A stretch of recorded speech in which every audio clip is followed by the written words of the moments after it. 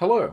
Yes, it is time to play yet more games on the entertainment system plug-and-play tap thing, not to be confused with the NES Mini or the Nintendo Entertainment System in any way, shape or form. This is obviously a completely different thing, and any resemblance to those is purely by coincidence. We are currently 16 parts in, and I'm ready to play most of the games on this page. I did do the Donkey Kong games last time, since, you know, I've already done Donkey Kong 3 and the Maths game. And I felt like, yeah, kind of have to do the first two eventually. So I'm glad that I got the chance to play those. Now, yes, we got a whole bunch of games here that begin with the letters C or D, and possibly a couple of games that begin with neither and just had the name a bit wrong on the menu. So, yeah, let's start off with a game that I actually own on cartridge. One of the few NES games I have on cartridge, not counting Famicom cartridges. Yes, Defender. Also known as Defender 2. I'm just going to turn this down a little bit so it doesn't echo on stream, because I did notice a little bit of that last time. So, yeah, this bit of an odd one. So, in Japan this was called Stargate on the Famicom, but they renamed it for the NES version. And yeah, one of the rare cases where they actually took the American version of the game and stuck it on the console, which is surprising. I mean, there are some later era games where they did that on here, but yeah, for the early stuff they usually just go for the Famicom versions. And to be fair, sometimes you maybe want that, like with Star Force. You ever played that? But well, I've already beaten the high score, and this is one of those games that really effectively only has one level that just loops. I mean, I think they do change the enemies a little bit. But yeah, I don't think there's really a whole lot to see beyond the first level in this game. It's kind of... I like this game quite a bit, actually. One thing I was never too keen on with the original arcade Defender really was just the controls. I always found them just kind of awkward. Because, you know, you don't have a D-pad or anything like that. It's literally a case of you have, like, a button to turn around, and just it's odd. And it takes some getting used to, and normally it's one of those games I'd play for maybe a couple minutes. I can't remember if you have to place them on the ground once you've picked up the, you know, the people that you defended. I mean, they look like people, they just look like, you know, like, you know the signs on the public toilets? I mean, I don't mind the graphics and the NES versions of these games generally. I suppose which one looks better is really down to personal taste. Like, I suppose the Famicom versions of these games are closer graphically to the arcade originals. Also, I've never done this well at Defender 2, actually. I normally just get obliterated early on. But I'm still... Oh! Now I died, but hey, I'm like 3 levels in. It's not too bad. Also, you gotta be careful the enemies don't like spawn on you, because that can happen. Yeah. Actually, it's funny. There is another Defender-like game on the NES called... what was it called? Drop Zone, if anyone's ever played that. I've got that on the Game Boy and Game Boy Color, and on Dreamcast, because it was on the... it's actually on Jimmy White's 2 cue ball. It's like a game that you can access on there, which is quite nice. There we go. Yeah, to be fair, I don't think there's really much that really changes with the waves. I mean, they do get harder, but in terms of what... Okay, that was just me being rubbish. Also, I just noticed the amount of bombs I have. I didn't realise you had that many in this version. Did you get that many on the Famicom? Like, did they... Okay, I swear I pressed B. I pressed B on, like, the frame that I died and the game didn't count it. Fine, yeah, I'm just gonna just do this, since I got so many bombs on my last life anyway. Unfortunately, it doesn't despawn the bullets if you do that. It's kind of like the opposite of Exodexis, actually, where, you know, in that game it doesn't kill the enemies, but it does despawn bullets. In this game, it kind of does the opposite. Yeah. Well, I kind of had to do that, otherwise I would have just gotten killed.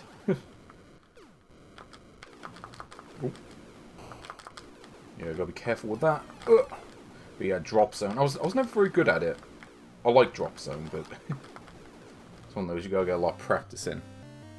Yeah. Unfortunately, I don't think Drop Zone is on this. There are clone consoles that have it, I think, but I don't think this is one of them. I feel like I would have come across it by now if it was. Okay, maybe I was maybe I used that a bit too early. Oh well. Okay. Also, I'm not sure if there's really much incentive to defend the things other than just getting bonus points. I know in the arcade version there's like a explosion thing. But yeah. But there we go, that's Defender 2. Nice game to play for 5 minutes. Maybe you want to play it a few times to try to get the high score. But as I say, I mean, yeah, this really is just a game of, just try to set the high score. And since I beat the high score, I think I can count that as a victory. Because there's not really much to see beyond what I played there. So, yeah, not a whole lot to say, really. But as I say, this is one of the few NES games I do own on cartridge. I mean, there was a whole series of these. Sorry, because there was Millipede, which I don't think I've actually played yet on this console, though I'm sure it's on here somewhere.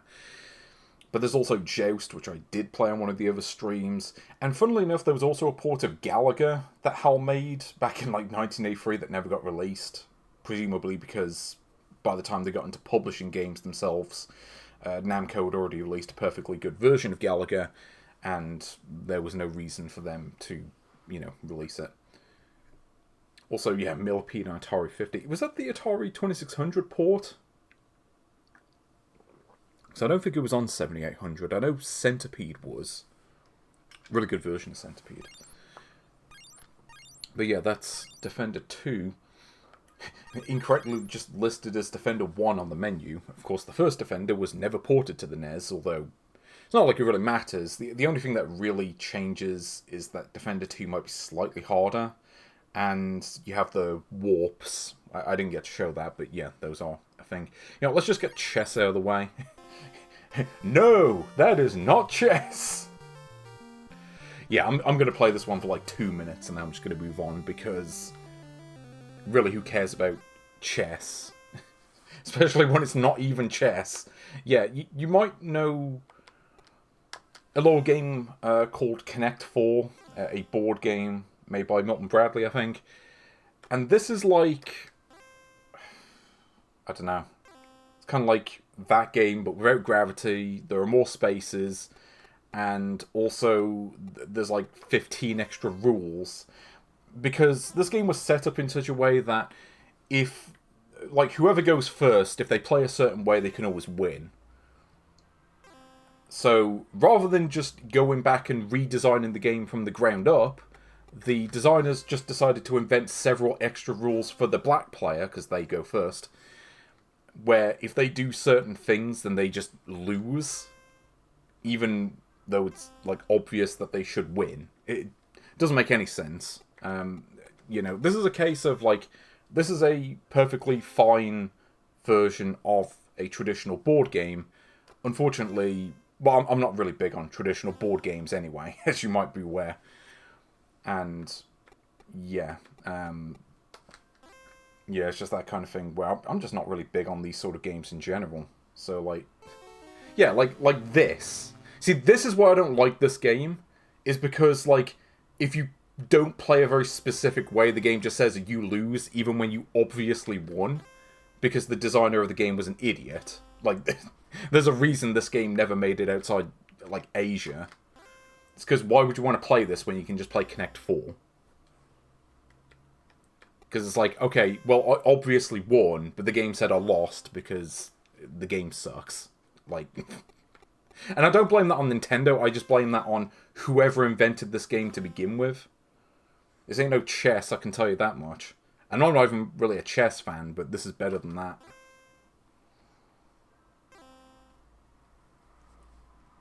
Also, yeah, the sound effects. I recognise these sound effects from a few Nice Code games as well. I mean, granted, this isn't quite that bad, but yeah, the sound effects do conjure up memories of their output. Thankfully, there are not many Nice Code games left for me to play on the system. There are a few. Like, there are a couple of pages left. In fact, yeah, I think there are 2 pages. There might be a couple of games that are, like, spread across a couple of the other pages. But, to be fair, we're down to the last 10 pages anyway. So, yeah, the adventure conversion had these sound effects in it. Even though, as anyone who's ever played Adventure on Atari knows, those sound effects are not in that game. And I like Adventure quite a bit. In fact, I'd much rather just have that weird Adventure port than this. Because even though it's a little bit jank, at the end of the day, it's still Adventure. Which therefore makes it better than this. But yeah, I think I'll play this round and then I'm just going to move on. Because there's really not a whole lot to say. Yeah. So, in fact, I'm going to show you the best thing you can do in this game. You know the best way to play this game is to press the B button. Yeah, if you press B, you just instantly lose. That's how much the game wants you to lose. There's literally an instant lose button programmed into it. So I think we're going to pass on that and just play something better. Like Circus Charlie. Or, as it's better known, Circus Charlie, of course. Okay, I'm going to be honest, I'm actually not a big fan of this game either. Also, it's surprising to me that they actually call it Circus Charlie on this. Every other clone system in Multicart does call it Charlie. This is the only one I've come across that doesn't. So, clearly there was a little bit of spell checking going on with whoever made this console. Also, I've got to be honest, I never beat this game. Not legit, anyway. I think I might have done it with, like, save states. Which is funny, because I can do track and field pretty well. And this is kind of like that. But I can never do this one very good. Like, yeah, try to avoid these flaming pots of coffee or whatever they're supposed to be. Okay, that's not really how you do a Java. Also, yeah, speaking of sound effects, I got ripped off the Nice Code games. Also, yeah, Tenaga Hootant, who can forget that?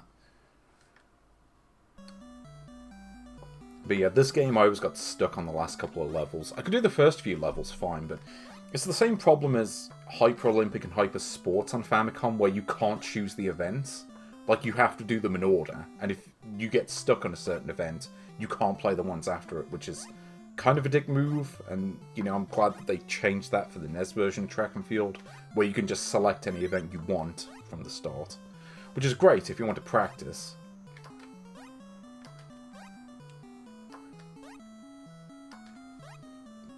But, yeah. It's kind of funny, too, like, because I beat Hyper Olympic on this console, but I couldn't beat Hyper Sports because the ROM was broken, to the extent that the first event is literally impossible. Yeah, Stage 5 on this is quite hard. Also, I forget the distance. Yeah, you gotta get a feel for it.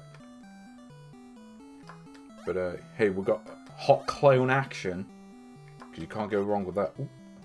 Okay, I'm amazed I got that. That looked like I was going right past it. Also, yeah, reverse duty cycles. There are some games where it's really obvious. I mean, Super Mario Bros. Especially. Like, that's probably the best game to test it with.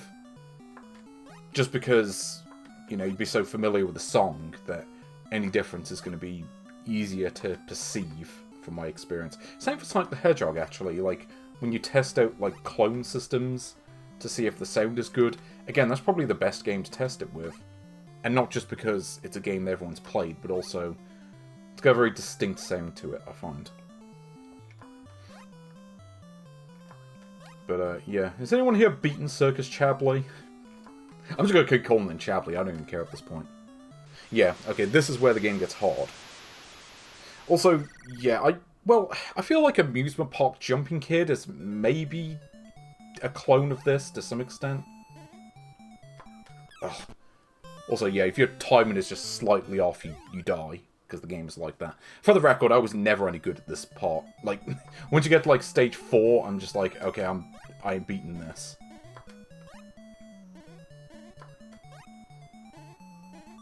Like, good luck getting the timing down on this. Ooh. Ooh. Oh, it's still got 100 meters? Oh. This is not good. But, yeah, what was that game? amusement park jumping kid, whatever you want to call it. Yeah, that was definitely based on this. Not this level, but this game. Yeah, how anyone does this level without, like, dying a bunch of times, I don't know. Like, it is not easy. Ugh. And then you gotta, like, time this jump at the end. Okay. Well, you're better at this game than I in that case. But somehow I made it to the last level. Let's, see how quickly it takes me to die on this one. I don't even remember the controls for this stage. Yeah, here we go. I remember this one. Yeah, so, like, you have to press the A button at a very specific time, otherwise you, like, just jump forwards. Okay, here we go. Oh, okay, I didn't mean to do that, but I'll take it.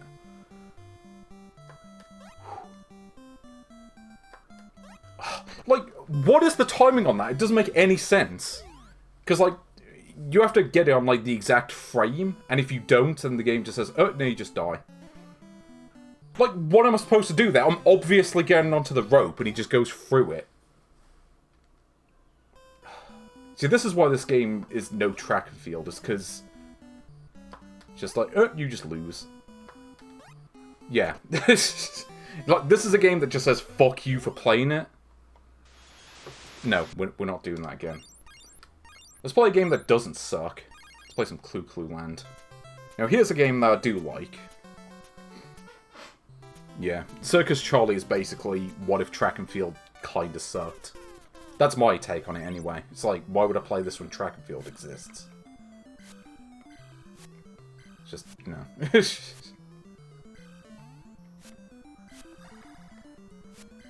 Now, here's a game that I can beat on a good day. Ugh. At least I can when I take the rust off my controls.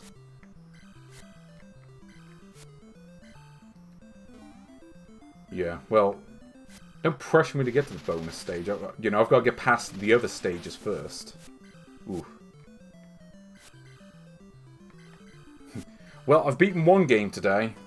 Sort of. I mean, granted, it's kind of an endless game where there's not really much beyond the first level, but I'm counting it. I don't care. Oh yeah, Fish Fight, the one where you get to the bonus level and the game crashes. Yeah, I did see the video on that. Thankfully, this does appear to be the original version of the game that actually works properly.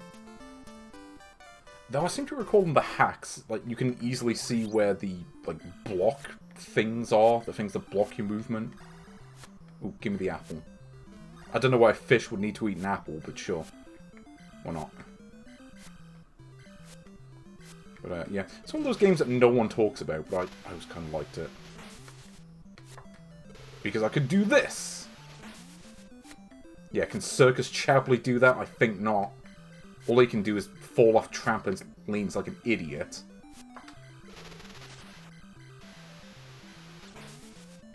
I'm glad that it has that counter that tells you how many things you have left to get. Also, I do apologise for the flashing effects when you beat the level. I'm sure there are re-releases of this that get rid of that. Leader. Wait, that game also crashes? I never looked into it. But, yeah, it wouldn't surprise me. Okay, level 3. So how many levels does this game have?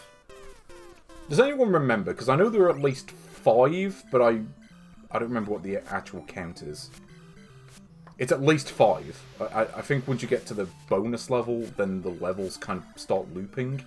I think that's how it works.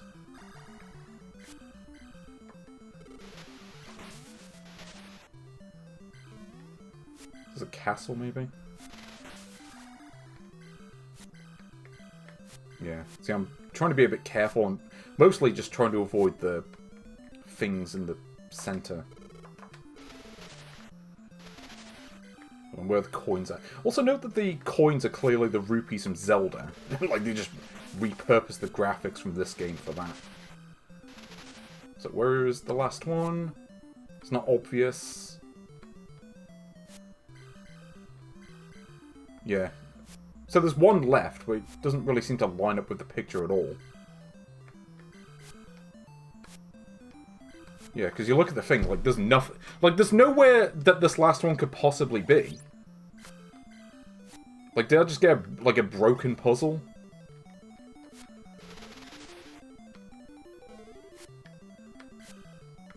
Oh, hold on. I think I just worked it out. Okay. Oh yeah, Pizza Boy. You know, I don't think I've done Pizza Boy yet, and now I'm dreading the prospect of having to play Pizza Boy today. That may be on the cards. I hope not. Pizza Boy is pretty miserable. Like, worse than Circus Charlie, certainly.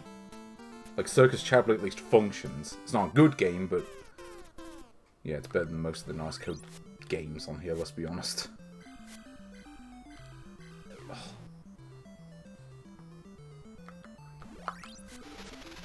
Yeah, tell these things to go away.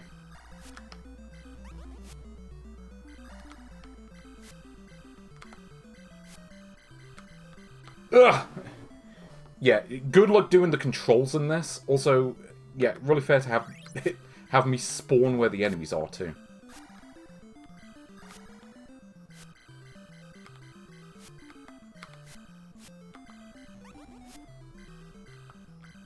Yeah, see, I knew the game was going to do that. Ugh!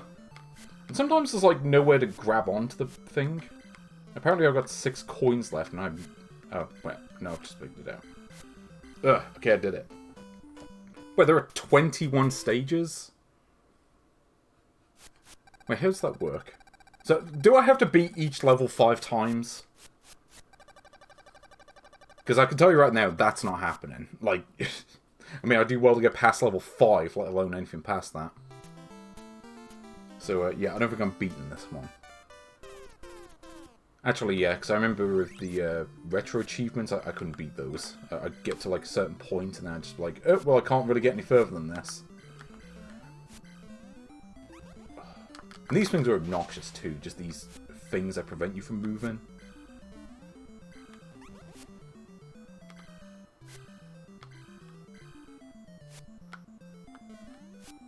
Yeah, like, good luck navigating these levels.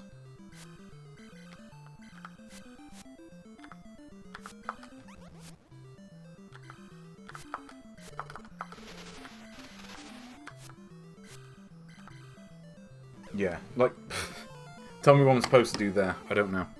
I think there is, and, yeah, suffice to say, I'm not getting that one. Like, ever. I think with the retro achievements, I'm like, you know, I'm just gonna go for games I like. Like, games that either that I like and know well enough that I could probably get the achievements on them, or games that I actually really want to look into and maybe just haven't played enough of.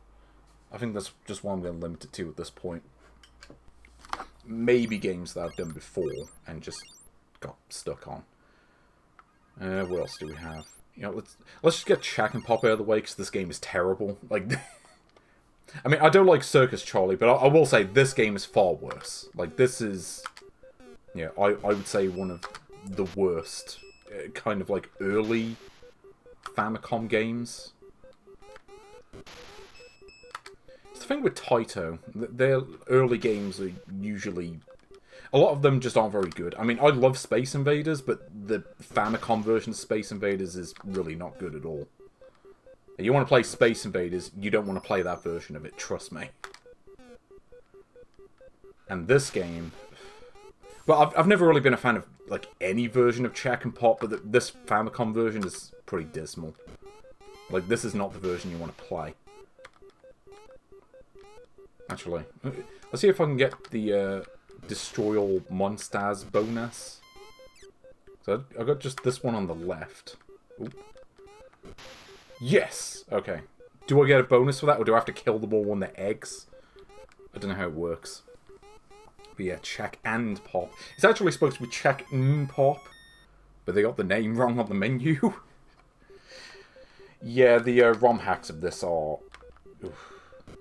Yeah, but, I mean, here's the thing. The controls in this game are kind of the biggest problem with it. Where, yeah, it's kind of like, good luck. Oh, okay, that's not going to work.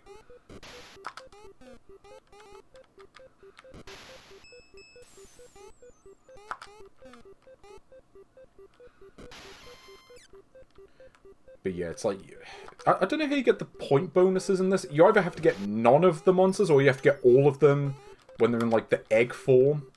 Oh. Oh, And of course that didn't count, because I was off like a frame. And the game didn't like that. But, like, they just, like, zone in on you. It's virtually impossible.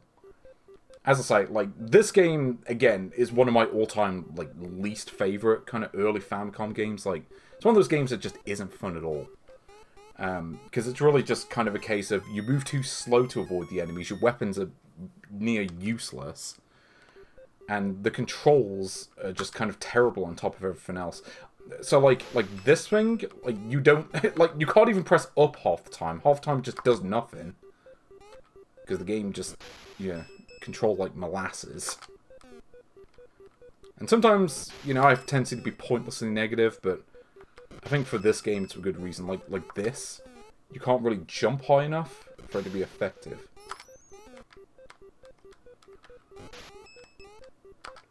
You just kind of, like, randomly fall off things.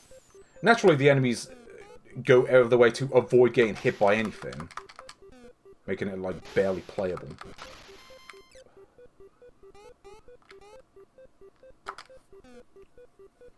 As I say, Taito's early output, not very good. I think, like, I kind of like the Space Invaders port, but even then, like, it is a bad version of Space Invaders. By the way, this is where the game really falls off. Like, this is, up until this point, was maybe redeemable. But then you get to this, and it's like, okay, good luck, just get... Because you have to get... Here's the thing, you have to get up. You have to stretch up. And you have to get in literally the exact frame to do that. And you've got to do that on the exact frame as well. Otherwise, you can't beat the level. Also, okay. Now at least all the enemies are dead. And, again, there's no chance I'm beating this game. There's something like 12 levels, and I've never even come close to beating all of them. Yeah, pretty much. Jungle Hunt would have been better than this, I'm sure. I mean, but then again, I mean, they managed to mess up Space Invaders on Famicom, which tells me, yeah, maybe not. I don't think that would have really turned out much better.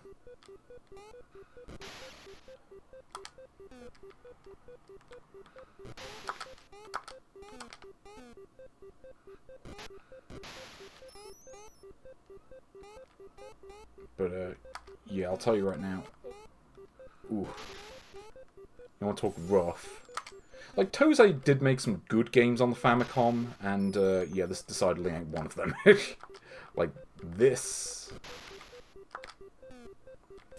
It's like, well, okay, well, what am I supposed to do here? Like, again, your weapons are basically useless. If it touches the enemy, it doesn't count.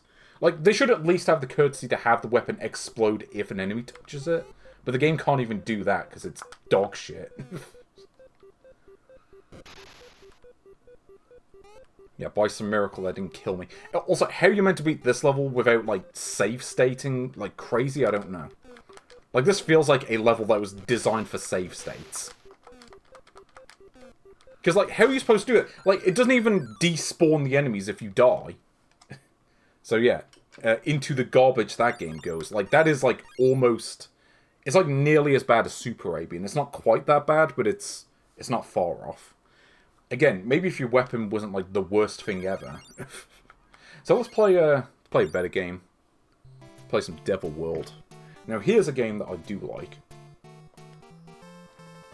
And that, hopefully I might be able to beat. Yeah, this one really only has a few levels, so I think this one's a lot more doable. And it's also a far better game than, well, certainly the previous game. I mean, for one thing, you can collect ice creams and also get killed if you're not careful. It's a real shame that this didn't get an American release, because Americans are really uptight, apparently. Certainly, the types that like to get games banned, at least. The type of people I have no respect for, suffice to say. Oh, also I can't go there, apparently. Yeah. Sometimes you kind of get stuck in situations like this, where you can't actually collect all the eggs. Or, well, I say the eggs. The enemies turn into eggs, and... yeah, and you just got stuff like this. I don't know. I'm trying to think if, like, I would rather play this or Clu Clu Land. I mean, Clu Clu Land, at least, like, the whole playfield is visible on screen. And then you got this issue where, like, there's that one dot on the right that I can't actually get to. Yeah, like, this is not a perfect game by any means. But, certainly there's a lot more going for it than some of the other games I've played. And, you know, there are a lot of games on this that did get brought over to the NES that are a lot worse. I mean, Ghostbusters, for instance, got a NES release. And this is far better than that. Yes, this did get released in Europe, but it did not get an American release. I don't know why. It's just, you know, the moral panic, I guess, of the idiot types, let's say.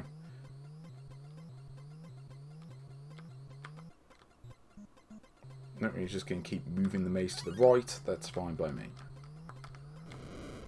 Ooh.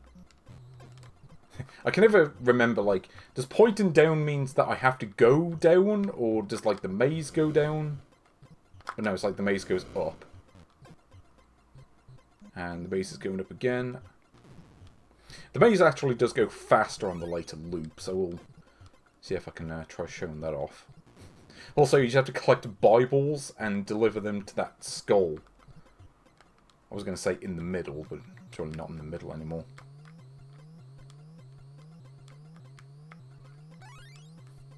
Yeah. It's a weird Christian theme. I don't really understand it. Like, imagine if, like, Wisdom Tree tried to make a game like this. Yeah, you can certainly find this on plenty of multicarts and clone systems and all that. I mean, this has gotten an American release more recently.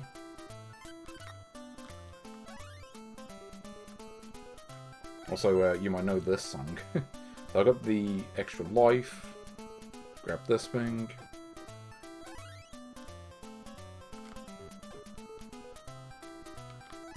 Ooh.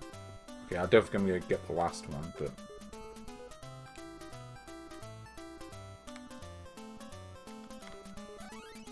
Ooh. Can I do it? There we go. I did it.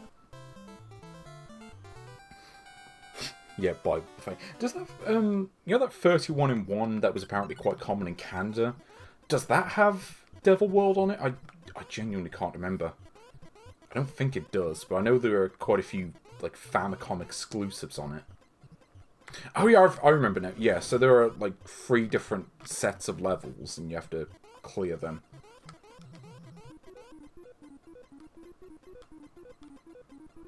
Also, yeah, you can just collect ice cream. Well, you can if you're lined up with it. Ooh. I've got it memorized now. Yeah. I mean, it's kind of funny. These enemies kind of make a beeline for you sometimes as well, but it doesn't annoy me the way that it doesn't in Chack'n Pop. Mostly because your weapon actually... your attack actually works, unlike that game. It's kind of the thing with me, like, I think the, like, #1 way to make a bad game is to have your character be really underpowered compared to the enemies. You know, if the enemies can kill you just by touching you, and to kill them, you have to, like, drop a grenade that takes, like, 15 seconds to explode, and doesn't do anything if it touches the enemy. Yeah, yeah, that can pretty much go in the bin, usually. Just, no. No! Also, I can't remember what the little devil thing does. I forget what its purpose is. The Game Boy camera. You know, I never owned a Game Boy camera. Feels like the sort of thing I would have had, but I just didn't. I don't know why. Hold on. No, it's going to be on the good side. There we go. Ugh, barely. Yeah, I seem to recall the difference between the enemies. Oh, come on, that's just being a dick. Yeah, make it so that I can't get to the box at all. But, no, what was I going to say? No, it's actually completely gone out of my head. Oh yeah, the Game Boy camera. I never owned the Game Boy camera, and that makes me a bit sad. Because the Game Boy camera was...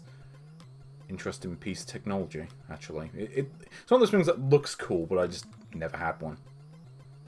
Ugh. Okay, I was worried that it wasn't going to let me go up to that bit, and I was just going to get killed, but... no, I'm doing okay. Mind you, I say that and I'm just going to get killed immediately afterwards, because that's how it always goes on the stream. See, now the devil is just being a git and just preventing me from being able to finish the level. Okay, here we go. Who are you running from? Well, the tiny devil, I guess. I know what you're referring to, it's just laying it back to this game.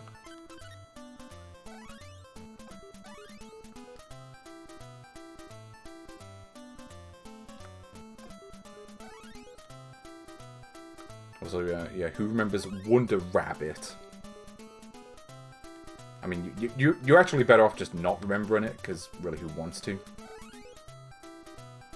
Well, may as well just get this last box. Oh, I got the life! I did it! Yeah, I mean, there's a vibe to, oh, I forgot how fast the maze gets by this point.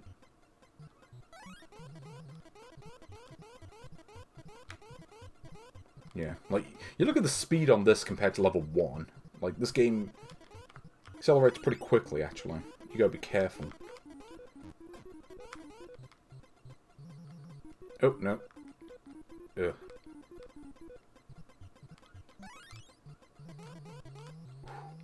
Actually, do you move faster on the later levels? 'Cause I'm thinking you do, just because that's what Pac-Man did. And, yeah, let's be honest. Calling this a Pac-Man derivative, yeah, fairly accurate. Oh, no, and I'm dead. Oh, no, maybe not.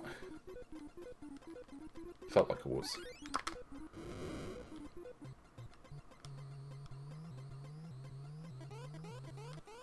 Oh, wait, so there was a dot left where it said that I beat the level. That's interesting. Was that just a graphical glitch, or... I don't know, because... Feels like I hadn't actually... Oh, bugger. Nope, now I'm dead. Okay, I just wanted to see that touching the devil actually did kill me. I wasn't actually sure. Yeah, this is where I'm just going to start getting killed over and over, I think. So, yeah, a bit of a problem. If you don't have... Yeah, if you don't have the Bible, you can't shoot projectiles, which can be a problem. Especially on this level. I mean, you look at the level design here, where there's... like these big long walls where you can't really avoid anything effectively. That's just how the game is set up. Oh, no, going down. And now we're going up. Great. Well, I have to go left or right to be able to beat the level, which means I'm probably going to be doing that for quite a while. Oh, here we go. I was on the wrong side! This is the wrong side! Oops, wrong side. Okay, I did it. Actually, what is the high score? Well, I guess it doesn't matter because I've already beaten it. I just noticed the one at the bottom.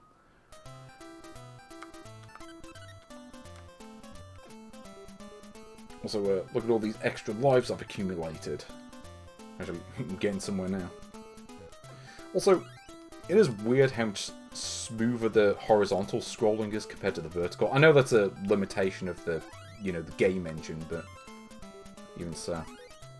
And yeah, now I'm at the point where you really can't get all the boxes in time. Maybe if you do it a specific way, it's possible, but I wouldn't have thought so. Doesn't seem like it anyway.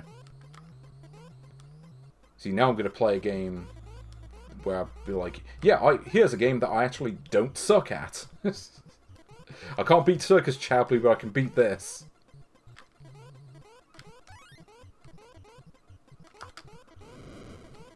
Also, yeah, you know, at this point, now you have to deal with 3 of the one-eyed devil things.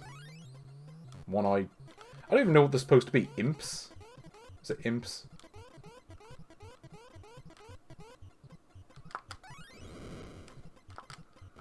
Also, it is amazing just how similar the character looks to the dragons from Bubble Bobble. They look a lot like them. Even though this is a Nintendo game that was made... Actually, this was like 2 years before Bubble Bobble, I think. Even though Bubble Bobble really feels like it could have come out during this era, but... yeah, it was out a bit later.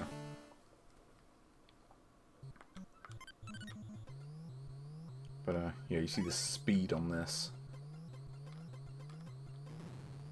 Yeah, this game gets quite hard later on. Like, yeah, you try to get, like, over 100... I think by the time you get to 100,000 points, it gets kind of... It doesn't get as fast as Pac-Man, but there is a bit more to it. I think that's why I like this game. I wouldn't say it's necessarily as good as Pac-Man overall. There's a bit of baggage in terms of, like... There's a bit of baggage in terms of how the gameplay works. Like, there's more rules, which isn't necessarily... Isn't always a good thing. I don't know. It depends on your perspective, I suppose, but... You know, I like the Pac-Man keeps it simple. It's just kind of like, here's a maze, it just kind of stays where it is, and then you have to collect all the dots and you win. Where here, you've got all the, you know, jibber-jabber, hibber-habber about, you know, like, where you can actually go on the maze. Yeah, more or less. It's funny, because I did play Bubble Bobble 2 on this console, but Bubble Bobble 1 doesn't appear to be on this. I don't know why. So, does the maze always scroll to the right every time? I thought it changed up. Must be the RNG.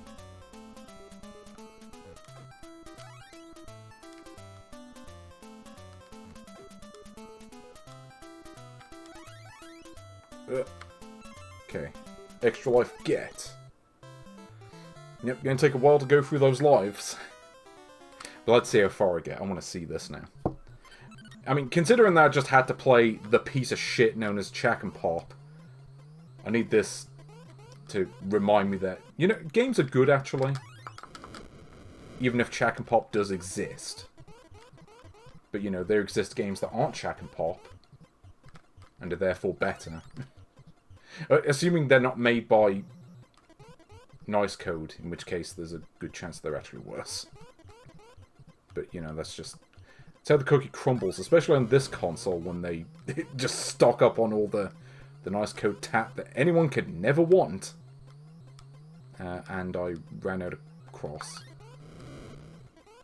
No. Jesus Christ will save me!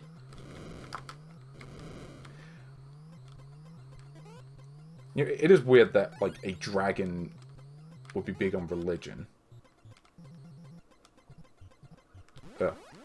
No, and I went past on the wrong time. Devil Rabbit. Devil Rabbit sounds like a great game, actually. Assuming that Nice Code isn't involved, I would happily play it. Though, who am I kidding? I am the one person who will play Nice Code games on stream. I mean, there are plenty of, like, popular games that I won't play, because I just don't want to play them. But I'll turn around and I'll play Wonder Ball. Because that's just the kind of person I am. Ugh. No, I can't even get the egg. No, I just gotta get the last few dots. Give me the... Oh, bugger. Yeah, I forgot the enemies actually spawn in quicker when you get to the like levels. Which actually does make it a lot harder, because that means you got less time to... Yeah, now the game's just being a dick. It's decided I've got too many lives, I need to burn through them all immediately. Sometimes the game just goes out of its way to make sure you can't get the dots. I think that really is the reason why this isn't as good as Pac-Man. Is just the fact that sometimes you're just in situations where you can't actually collect the dots. Because of... Well, just because of, like, where the maze is moving to. And that... Again, that's really kind of the problem with this game. There's just a bit too much that you have to think about in comparison to that. And sometimes I just don't want to think. Actually, most times I just don't want to think. But to be fair, this game does have co-op, which is something that Pac-Man doesn't have. At least original Pac-Man. Of course, Ms. Pac-Man has it, at least for the home versions that came out later. Like the NES version of Ms. Pac-Man is really good. Unfortunately, I don't think it's on this console, and that is tragic. Yeah, call me the #1 fan. You know, there is actually a video where someone tried to play through... what was that game I played recently? Fruit Dish? Which is... You know, I've had to, like, reevaluate my opinions on Nice Code stuff. That may genuinely be the worst game I've ever played in my life. Like, I cannot think of a worse one. Except for maybe one other one that happens to be on this console.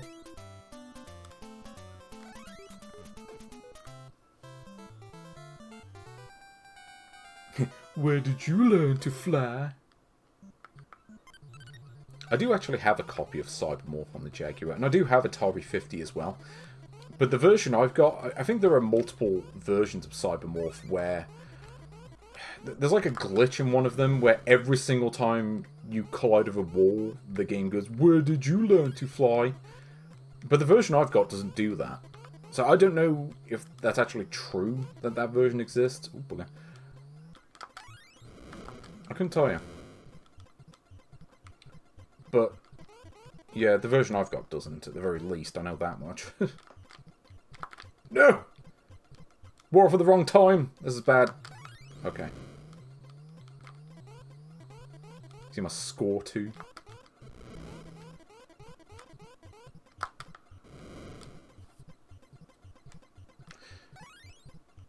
Now I have to wait for the... Okay, here we go.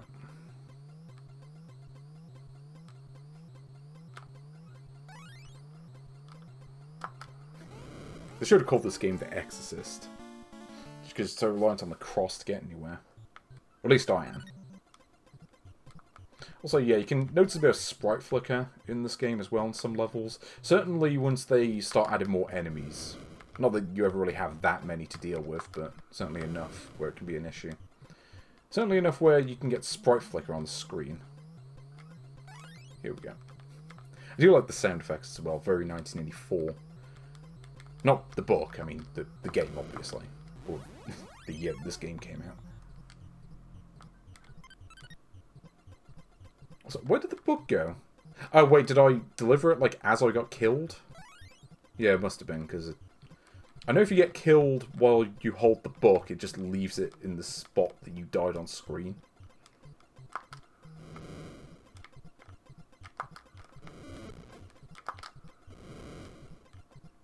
So it's interesting that devil creatures just get turned into eggs. Like cooked eggs when you burn them. I wonder what the biology is behind that. Actually, I don't. I don't actually care that much. Oop, there we go.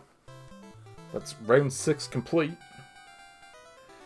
Really, Cybermorph is the best Jaguar game you've played? I mean, I remember that game being okay, but not really, like, a favourite or anything. I'm just like, yeah, this game is fine. I don't know. It's not really, like... It's infamous, and I think it's better than people give it credit for, but I wouldn't say it's like an all-time classic or anything. I'm just like, yeah, this game's right.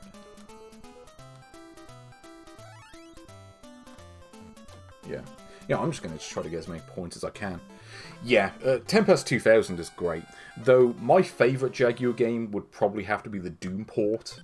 Just because Doom is just an all-timer. Tempest 2000 is not far off, though. Also, I can't remember what this thing does. Like, this thing that I'm being chased by now. Yeah. Is that the one that shoots projectiles, I think? I think it might be. Ugh. You know, I've never played Defender 2000. I don't think, anyway. I don't think it was on Atari 50, but... Maybe I'm misremembering. But no, it's like they had Defender 2000, and they had, like, Missile Command 2000. I don't think Jeff Minter was involved with those. I think those were done by someone else. No, oh, bugger. I tried to turn around, but I was in the wrong spot. Oops. Oh, wait. Lomsoft made Defender 2000. Okay, I've not played that one. Or at least I don't remember playing it. I certainly don't own it on cartridge. Because, like, I have Atari Jaguar, and I have a bunch of games for it. Like, I have Tempest 2000, I have Doom, I have Wolfenstein 3D. Like, I do have some of the best games. Super Burnout, which I think is secretly one of the best games on that console. It's basically a super hang-on style racing game. Really good one. I'm quite fond of it. And no one ever talks about it, which is tragic. I don't think it's even on Atari 50, even though it really should be. I don't know if maybe there was some sort of licensing issue, because it's certainly good enough to be on there. I mean, they put bloody Evolution Dinosaur Dudes, or whatever that game's called, which is well, basically we have, which is basically we have Lemmings at home. Really not a good game at all, from what I remember. Though I'm really thankful they put Ruin a Pinball on there, because I don't have that game on cartridge. Like, I have Pinball Dreams, or no, Pinball Fantasies, I think was the one that was on the Jaguar, because there is a Jaguar port of that. There's also Cannon Fodder and a few other classic Amiga games. And I can't remember what else. Like, there's a few. Like, the thing is, there are good Amiga games, or good, Jaguar games, just so that no one talks about them, outside of, like, Tempest 2000 and maybe Doom. And a couple others. Yeah, like the Humans. Again, it's basically, well, just kind of Lemmings, but bad. I mean, maybe that's a bit unfair to say that, maybe it's a little bit disingenuous, but it's not good. It's not something I would ever choose to play. And I'm not, like, a huge Lemmings fan to begin with. Like, Lemmings is fine, I was just never very good at it. Although, thinking about it, that I might need to spend some more time with that one. No, I'm not even going to get the extra life. Okay. Highlander. Oh, do you mean the game? Yeah, I've heard bad things about the game, but I don't know. Maybe that's just because I saw it from AVGN. Maybe that's not the best, most accurate sort of representation of the game's quality. I've never played it, and I gotta be honest, I'm actually not a huge fan of, like, Highlander the film. And I mean, like, the first one, like, the one that people say is a classic. I'm like, this film's okay, but it's not, like, a favourite or anything. I don't know. I'm like, there are other action films I'd rather watch. I really like the bit in the Highlands, but when it gets to, like, oh, we're in modern-day New York, and, you know, Christopher Lambert with his silly accent. I don't know. It's one of those things, I never fully got it as a film, personally. It's like, okay, we're going to have this film... Oh, bugger. Yeah, we're going to have this film that takes place in Scotland, and we're going to have Sean Connery in it, but he's going to play an Egyptian... Or no, like... What is it? Like, he's an Egyptian pretending to be a Spaniard or something. It never made much sense to me. Oh, can I get the clutch play? Oh, did it. Well, I suppose. I mean, I do know that the sequels are meant to be far worse than the original. Which is part of the reason I never watched it. Again, I'm not a huge fan of the first film. So it's like, why would I watch the sequels when it's kind of universally agreed on that, like, everything past the first film sucked?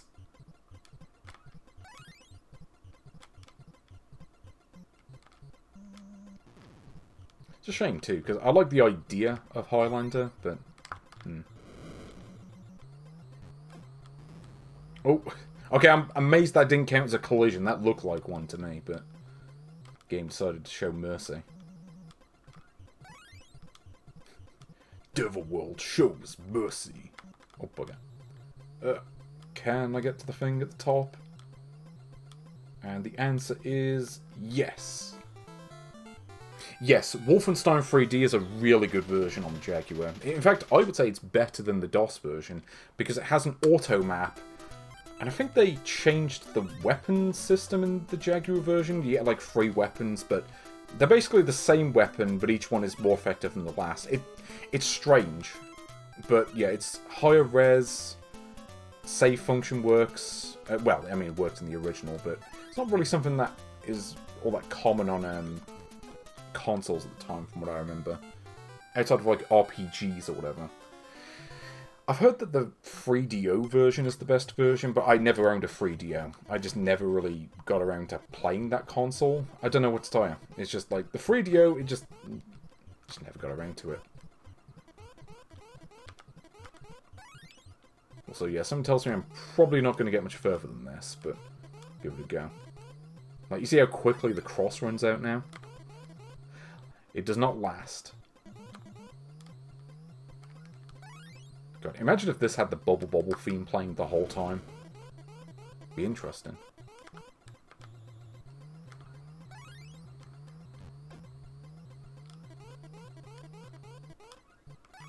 Oh no. Ugh. Okay, I did it. Oh, is it literally just the Mac version? Okay. Good to know. I know, yeah, because I remember hearing that the 3DO version was the best version, but I think I'm trying to remember what the difference is between the Jaguar and 3DO versions. Because I think the 3DO version has more levels, but I don't know. I feel like the Jaguar version really has enough levels as it is. Like, Wolfenstein 3D isn't really a game that needs, like, 60 levels in it. Like, I think, like, the 25 or so that the Jaguar version has is really enough, I would say.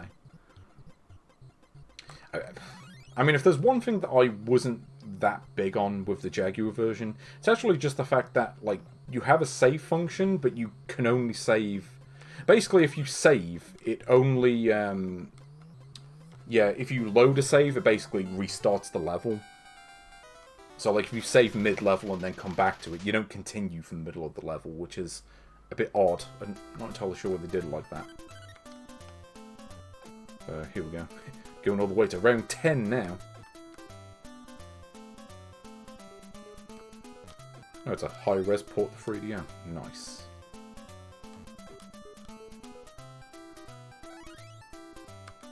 Ooh, here we go. Wait, where did the other life come from? Well, about to reach 200,000 points. Yeah, try beating this score. You know, I mean, let's be completely honest. I am rubbish at a lot of the games on this collection. But I have beaten 61 of them. Well, actually, I suppose at this point it's really 62, because I've got to add this game to the list once I'm done. Oh, and that was a bad decision on my part, but oh well. Actually, I don't think the game really changes much once you get past, like, level 8. Or no, like, level 6, really. Like, once you get past level 6, it's kind of just levels 4 through 6 over and over again, except maybe the enemy pattern changes a bit. Or, like, which enemies the game has in the level. I mean, we're on level 10. And, yeah, you compare this to, like, level 4. There's not a whole lot of a difference. You have a very specific quest. Is this, like, involving playing all the Jaguar games? Because I would actually love to play Jaguar on stream. The problem is, I don't really have a way of doing that right now. Because, like, my Jaguar is RF out. And I think I'm dead. Yeah. No real way I was going to avoid that. You know, I'd love to do this game co-op at some point. Because this is a good co-op game, but I haven't been able to do that in a while. I just haven't found anyone to do this two-player with. Okay, and I think that's it. Well, there we go. I'm going to add that to the game completed total. Because I can. Okay, well, I'm feeling better now. So let's play some more games on here. So we have... yeah, Combat and Dig Dug. And I think I've done the rest. Because I did the Donkey Kong games last time. So what do we have? Yeah, let's just play Dig Dug. You know, we played Dig Dug 2 on a previous stream, but we haven't played Dig Dug 1. Now, Dig Dug 1 on the Famicom is an interesting version. Because one thing I always thought was weird about Dig Dug was the frame rate. Actually, it's funny I'm playing this game now, considering that I actually... well, considering that Mr. Do just got re-released on the... like, Arcade Archive series, and now we get to play its big competitor, the erstwhile Dig Dug. Yes, Mr. Digging Douglas, with his nefarious bicycle pump. Yeah, there is a trick to playing this game, by the way, which is, yeah, if you, like, mash A and hold down the D-pad. Yeah, it's a real tragedy that Mr. Do never got ported to the NES. There is a SNES version, but not the NES. Also, I forgot the enemies outrun you by this point, which is kind of a problem. I don't know, I kind of prefer Mr. Do, to be honest. Though, I quite like this version of Dig Dug, if only just because it runs at a better frame rate than the arcade version. It's weird. Like, the arcade version seems to run at about half the frame rate of this. Which always kind of mystified me. I never quite understood that. Also, I don't remember how many levels are in this game. It's certainly more than I can get through. Like, there is a loop point once you beat, like, I don't know, 15 levels, I think. And then the game eventually kind of loops back, but... Yeah, good luck doing that. As I say, I was never good at this game. I like this game, but it was never one of like my favourites or anything. I've always preferred Pac-Man personally.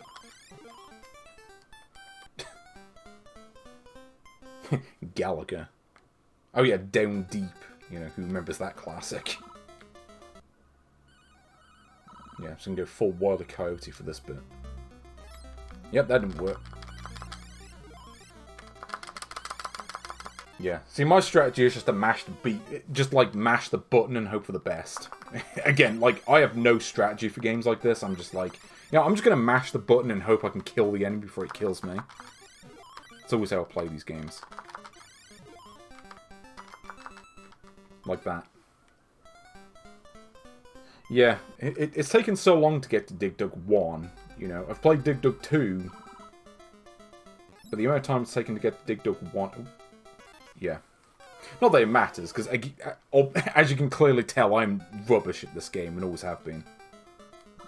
Just, maybe that's why I'm not as big on this. Like Pac-Man, I can, like, get to the cutscenes or whatever.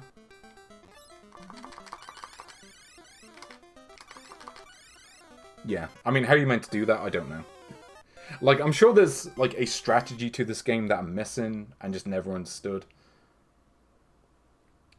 Yeah, Taizo Hori, kind of a bastard, let's be honest. But we've saved possibly my favourite game on this page for last.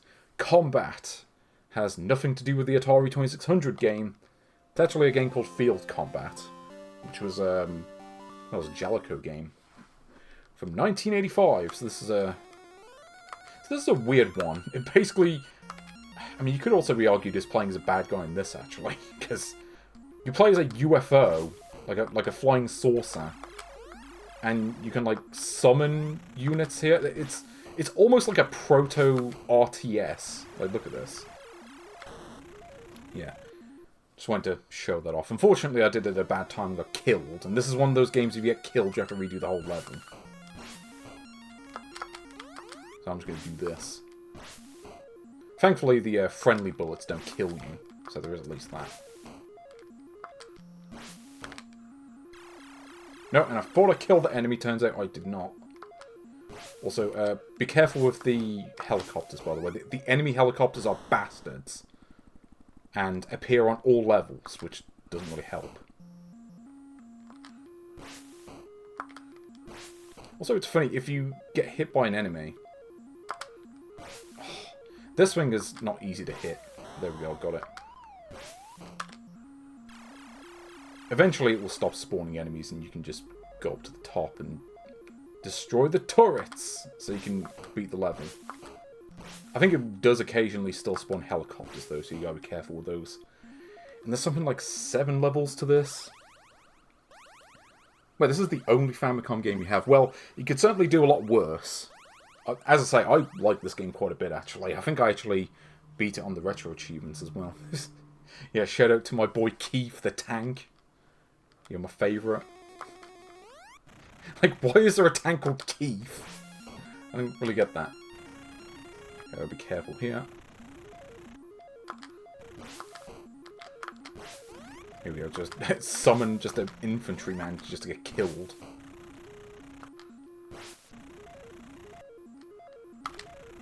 Here we go. I'm just gonna abduct a whole tank in my flying saucer. So my tractor beam is just that strong. Also, it's the one-up sound. Also, I don't know what that thing is. It just looks like... I don't even know. It's like farming equipment that are just sent out to destroy these tanks.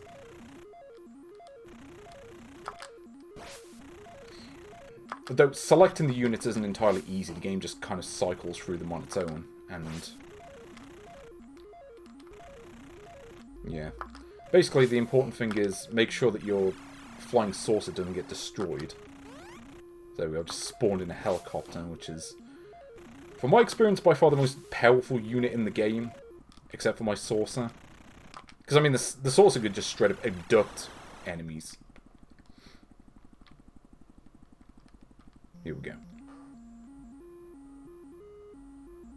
Also, whoever made this game really liked Ride of the Valkyries.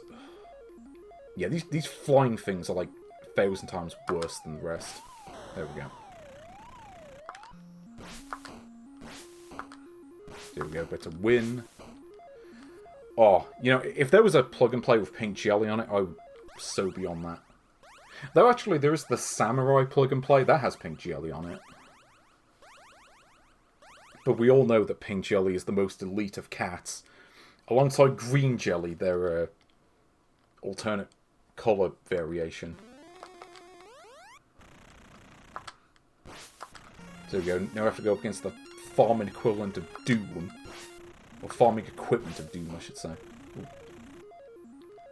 And their bullets go through the walls, which is potentially a problem.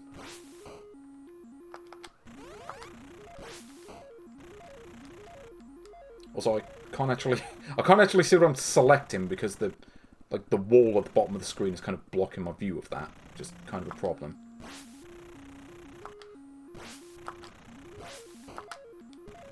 Oh, come on, I got that. There we go. Yeah, it's one thing you want to get out of the way ASAP. Boom! Also, yeah, it's going there because it knows I can't get it from there. Like, I can't fly over this wall, which is a bit odd. I don't really understand that. Also, yeah, you can get two of them at once. If they line up a certain way.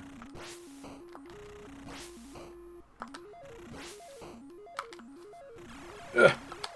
No! I wanted to spawn the helicopter, but it won't let me. There we go.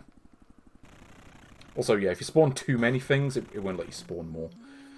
Which kind of makes sense, because, you know, Famicom sprite limitations. There's only so much you can do, really.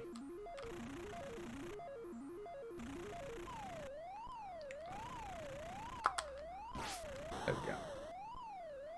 No, why aren't my units helping me destroy these turret things? I kind of need that right now. Like, you see where these walls are? Doesn't help that the game constantly spawns enemies in too. Yeah, like some of these levels are a lot harder. Like anything that has like tons of walls are like automatically the hardest levels in the game. So like this is about as hard as it gets. Because how are you meant to destroy the turrets at the end? I don't know. I've done it before, but I don't remember how you do it.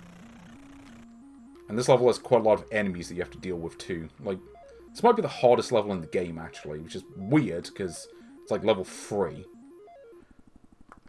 But of course you have to...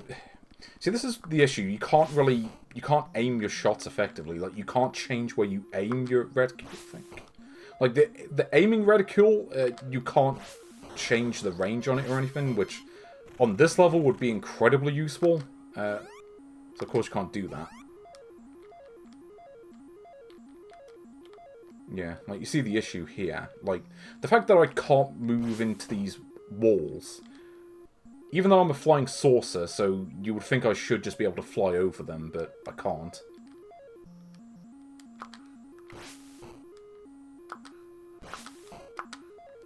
Okay, here we go.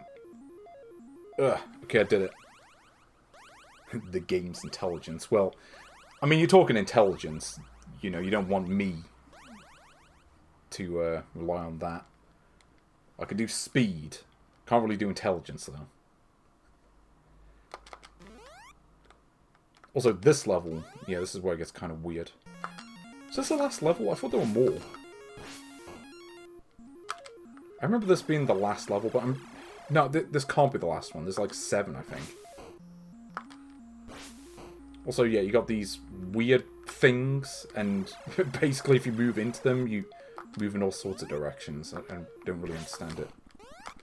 So I'm just going to spawn my helicopter in to try to destroy the other one. Because, yeah, trying to hit those helicopters, good luck. They move so erratically. Yeah, like that thing I can hit. But, oh. No, get the soldier dude. Because I can't move around while I'm ducting people.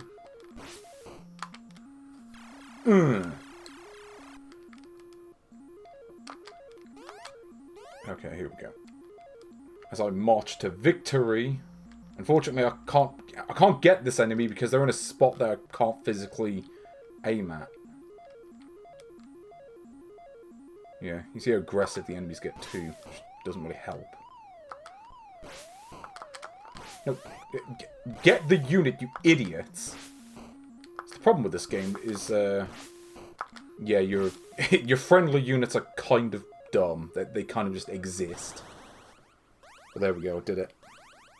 Level complete.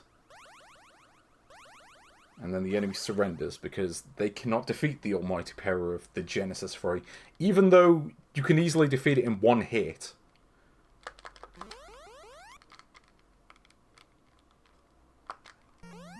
Oh, also, what happened to the music? Pretty sure there's supposed to be music here. No, it's back. What happens if I abduct 3 units at once? The might of the Genesis 3. To abduct 3 units at the same time. That's where I get its name from. Oh, bugger. Nope, they blew up my helicopter. Except for another one in. Is there any other game out there that's similar to this? Like, console, like, RTSs weren't really a thing. I mean, they were a thing in the 90s, but they never really caught on. You know, like what was it, like, you had the console ports of Command & Conquer, which, I mean, like, I played a lot of Constructor back in the day for PlayStation. No, move out of the way. Okay. Somehow I didn't get killed. I'm probably about to. I have to pray that the helicopter moves away from my vicinity. There we go.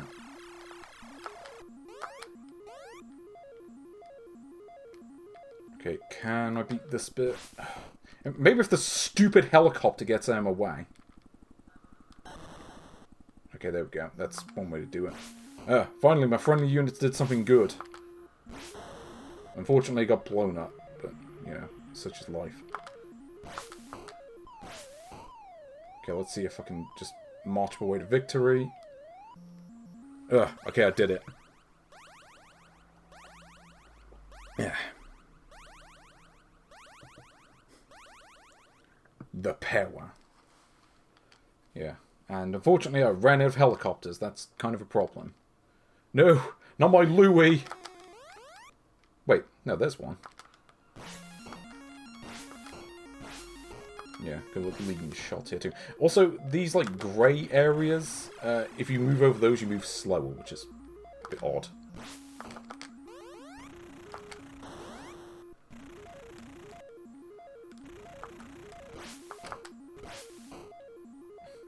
So I'm not even sure what I'm looking at on this level. Like, it almost looks like one of those bits in Ikari Warriors, like the NES version. Okay, now I want to move out of this area. No, I hit that. I don't care what the game says. I hit that enemy. Yeah, basically, if your shot isn't, like, on the money, it just doesn't count it. So you gotta be careful.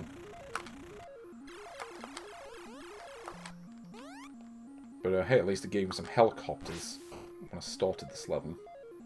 So, it could be worse. Is it going to spawn more enemies? Not much. Unfortunately, I still gotta deal with this bastard. There we go.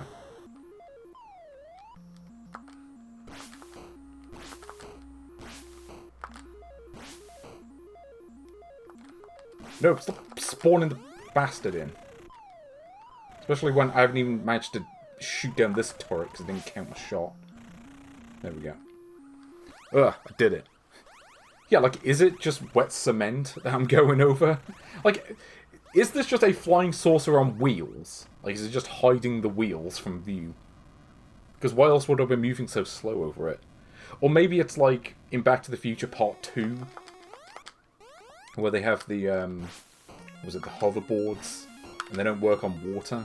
Is it like that?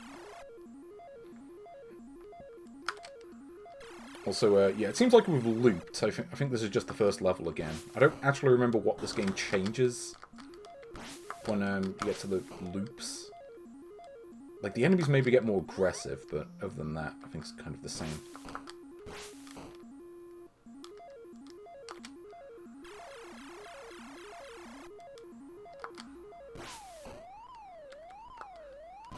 Aha! See my superior shooting power? I don't even need an army for this. Because I can just do this. Yeah, it's weird. Think about it like that. The time moves on, but I stay in the same place on Twitch. And I'm still going to be rocking at field combat for the Famicom. You know, I don't actually have a copy of this. I have a copy of Exerion. I have a copy of City Connection for the NES. But, yeah, I think those are the only Jellicoe games I have.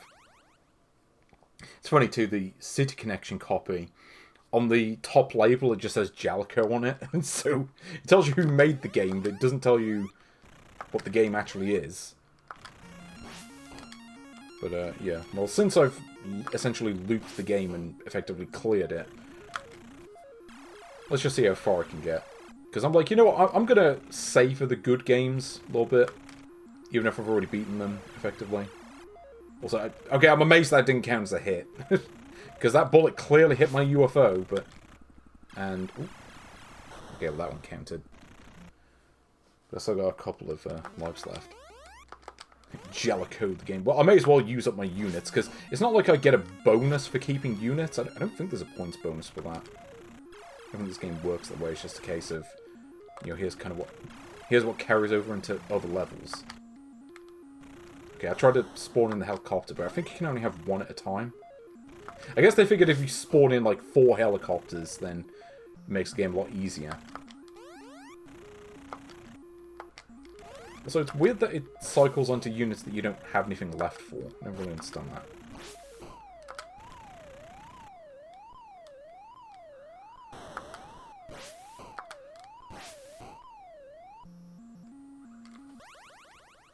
Yeah, Jellicoe the game. My favourite game. Can't go wrong with Jellicoe game. I mean, they made Field Combat after all. But actually, I think technically Toze made this game, because they seem to make all of Jellicoe's early Famicom games. Maybe there were other people involved too, but from what I remember, it is, yeah, mostly Toze that worked on these. And you know what, to be fair, they did a good job with this one. Like, as I say, I mean... Yeah, they certainly had hits and misses. They may have made the despicable Chack'n Pop, but you know what? They redeemed themselves with this game. I enjoy this one. Partly because I can actually beat it, but also because it's just got a lot of weirdness going on. Like, yeah, it's like, okay, you can just summon a whole army to, like, help you win. There need to be more games like that.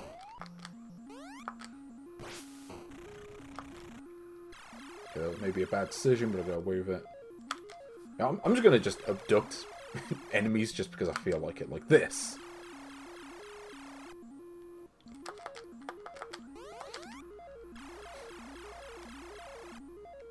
Also, like, why does my flying saucer have a satellite dish on it? Because it can't be doing that for the abducting. That doesn't really make sense. So I do like the way the helicopter spins out when it crashes. It's a bit like Raid on Bungling Bay, but a lot less irritating. And I'm about to die because I mistimed it. Oops. Yeah, where is my pizza microwaving? Well, to be fair, you know what? You don't really need that in a world where, you know... I mean, in a world where we have air fryers, it's not really necessary, I don't think. Because, I mean, air fryers probably could do that if you want to try that out.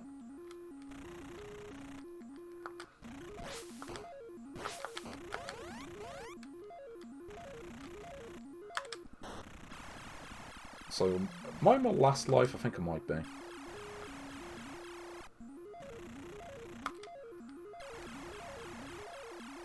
Hold on, let me move up. No! I forgot that it travels up the screen like it's the Ghostbusters or whatever.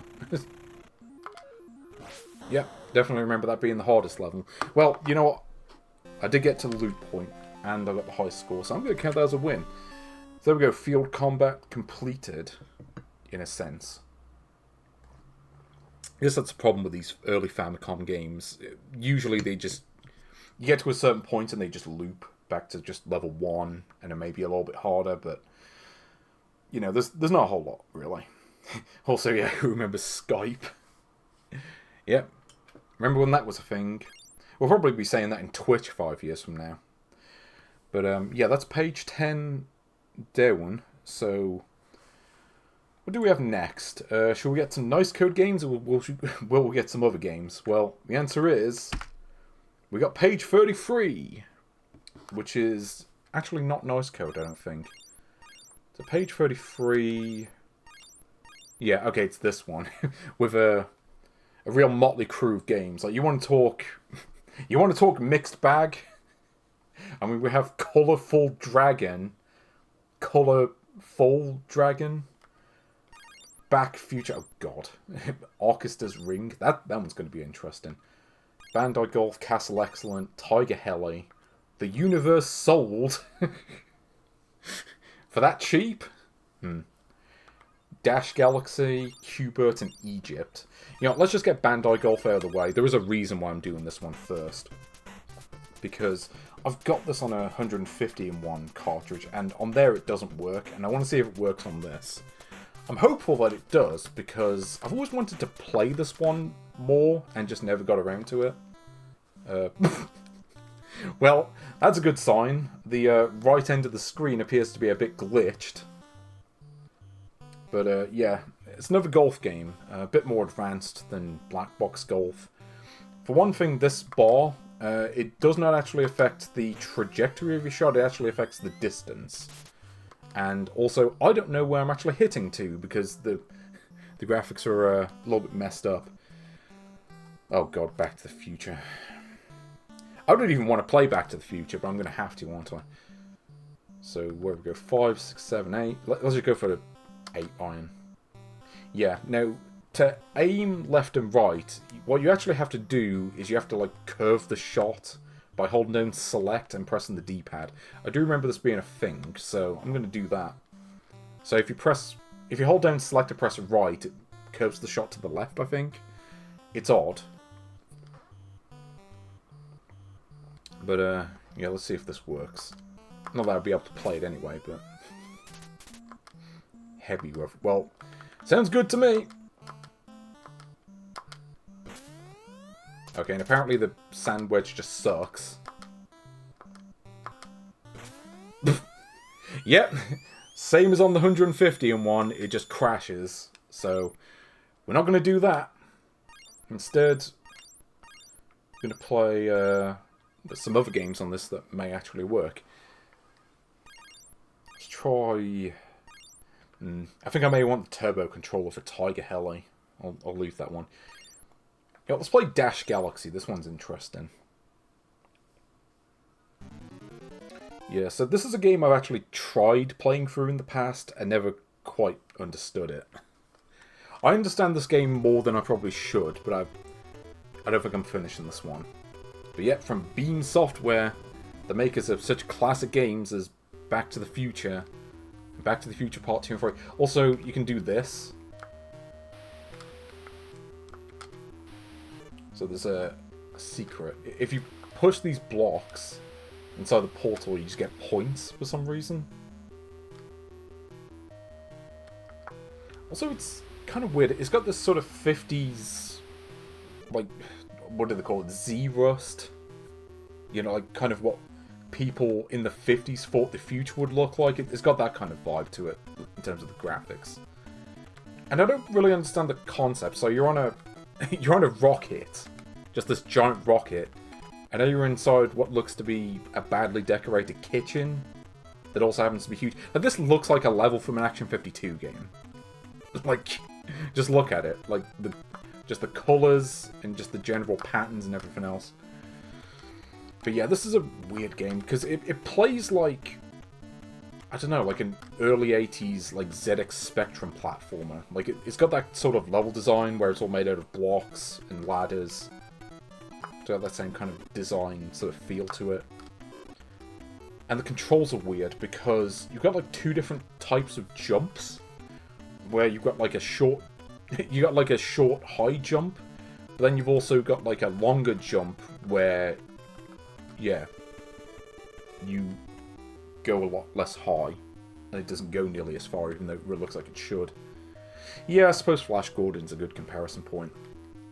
And yeah, Back to the Future Part 2 and 3. There's a game that I'm pretty sure is not on this console, and I'm thankful for that, because that is truly one of the worst games on the whole console. Like, that is, like, probably Beam Software's worst game. Like, they are not known for good games on the NES, for the most part. Like, I know they made Nightshade, which I know is meant to be good. I've never really played that one myself, but yeah, they also made a lot of licensed Drek. This actually is not a licensed game, though. This is actually an original IP, I think. And it's funny, because they also made a game called Exploding Fist, which was a conversion of Wade the Exploding Fist, that wasn't released, but actually does seem to be better than most of their other games on the system. Yeah, they did make better games on the SNES, like, they did, Super Smash TV, didn't they? That game's pretty good. Also, there are certain items that you need for later parts of the game. You can actually skip a lot of the levels in this, and you're not really missing anything. Like, this game is weird, in terms of just how it's set up, where you got all these levels, but really you're better off skipping all of them, from what I remember. Like, some of these levels don't even really have power-ups in them. I do enjoy the music, though, even if it does seem to be playing a bit too fast. Also, I don't know who Dash Galaxy is. He kind of looks like Shakin' Stevens. And now I'm sad that they didn't just call this, like, Shakin' Stevens the action platformer. Because that would have been more interesting than Dash Galaxy.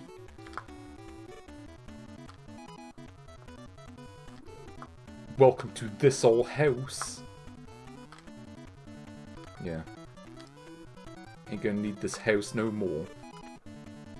Also, yeah, I feel like this room is kind of pointless. Again, like, some of these levels, you don't even get items from them, so you're actually better off just avoiding them completely. It has been a little while since I played this, so I don't actually remember, like, which levels are the ones that you're supposed to go into. There is one level in particular you have to go to be able to finish the game, though. I do remember that. God, going from Super Raping to Gimmick. I don't know about that. I mean, I never played Shadowrun, but I did not like Mr. Gimmick. I'll say that straight up. Like, it's one of those games where it's like, it's great from a distance, but like, I wouldn't actually want to play it. Let's put it that way. Also, there is a reason why I'm pushing the blocks inside the thing. You might see that later. Like, there is a trick to this game that I do know about, because I remember reading up on it once, and, well, let's see if I can get that to appear. And I swear, I've got a multi-cart. I don't know if I still have it, but I had like a 2-in-1 somewhere. And I think the menu, like the background menu, is actually taken from this game. Even though this game isn't actually on the cartridge, so I don't know if it's like hidden in the ROM and you just can't access it, or if they just decided to just take a background from a random game and call it a day. I don't know. After doing some research. Yeah, Mr. Gimmick is one of those games. Some people consider it one of the best games on the console. It's one of those games that I would rather just watch someone else play it. It's not one I really enjoy, to tell you the truth. I'm just like, I'm not really too keen on it. But there we are. I mean, to be fair, I just have weird gaming opinions in general. Like, I would rather play like some of the nice code tat on this console over some of the real games, even if those games are actually better. Like, it's like I would rather play like IQ Champion over like Street Fighter 2010. That's just the kind of person I am. Like, I do not care. Yeah, I suppose going to the sound test is a good way to play that one. Also, I think if the oxygen runs out, you lose. It's a weird one. So, like this part of the game is basically Sokoban. It's like, why does it just switch between Sokoban and like a ZX Spectrum platformer? I don't know. How do you do this again? Oh, wait, I remember. So there are certain levels in this game that do actually have warps. but some of the warps are not very good from what I remember. You do need sections later on, or there are sections later in this game where you need keys or like bombs or whatever to progress, and if you don't have those, you're kind of just screwed and you just have to restart the game. This is one of those games, like, you really kind of have to memorize a whole bunch of stuff to actually beat it, and you also have to be pretty good on your execution as well. Because the levels in this are not easy. Like, this game starts off easy enough, I guess, but yeah, like, lining yourself up with these platforms is also kind of tricky. Because the hitboxes are just that slight bit off, where you may occasionally... you may occasionally line yourself up with a platform, but you're off by like a pixel, and then you end up getting killed. I don't know, I mean, I don't hate this game personally. I don't think this is a very good game, but it's not one of like my least favourite games ever. In fact, if I'm being completely honest, I probably would play this over Mr. Gimmick. Even though I know Mr. Gimmick is technically a lot better made. But I don't know, there's something to this game. I don't know what it is, but there's something. But like, there's just weirdness to this one that just doesn't make a whole lot of sense. It's like, why am I outside? Like, did I land on an alien planet that looks like some weird messed up version of Earth? Yeah, I mean, that's the thing. I mean, to be fair, like, I don't think it matters how good or bad a game is. Like, every single game is going to have, like, at least one fan. Except for half the nice code tat I've played on this console, but, you know, that may just be because those potential fans haven't played this console. But, you know, I mean, there are plenty of games that are kind of, like, beloved that I just never liked, personally, you know. Or maybe I liked them until I played them, and then I didn't like them after that. Because I'm just that kind of person. I mean, there are even people... Okay, here's a question. Is Nice Code Fan 2012... Is that a real person? Or are you just making that up just for funnies? Because I could totally believe that there is an actual person called that. I mean, to be fair, like, I literally named myself after an NT Det game that no one cares about.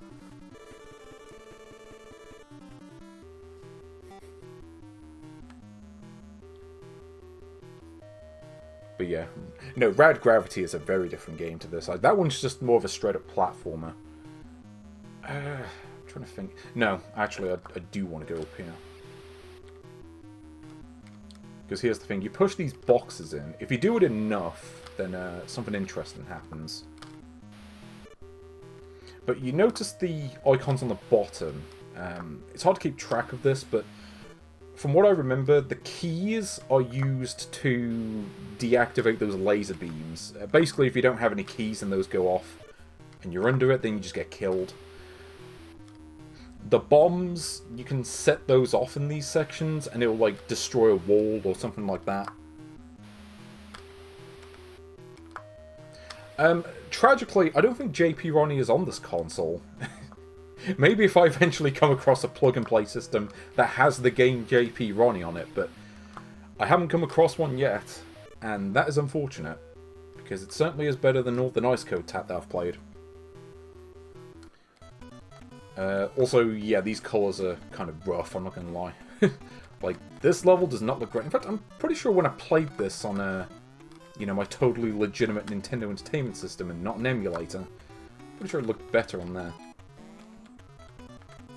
Also, yeah, the game really only has 2 in-game level songs that it swaps between.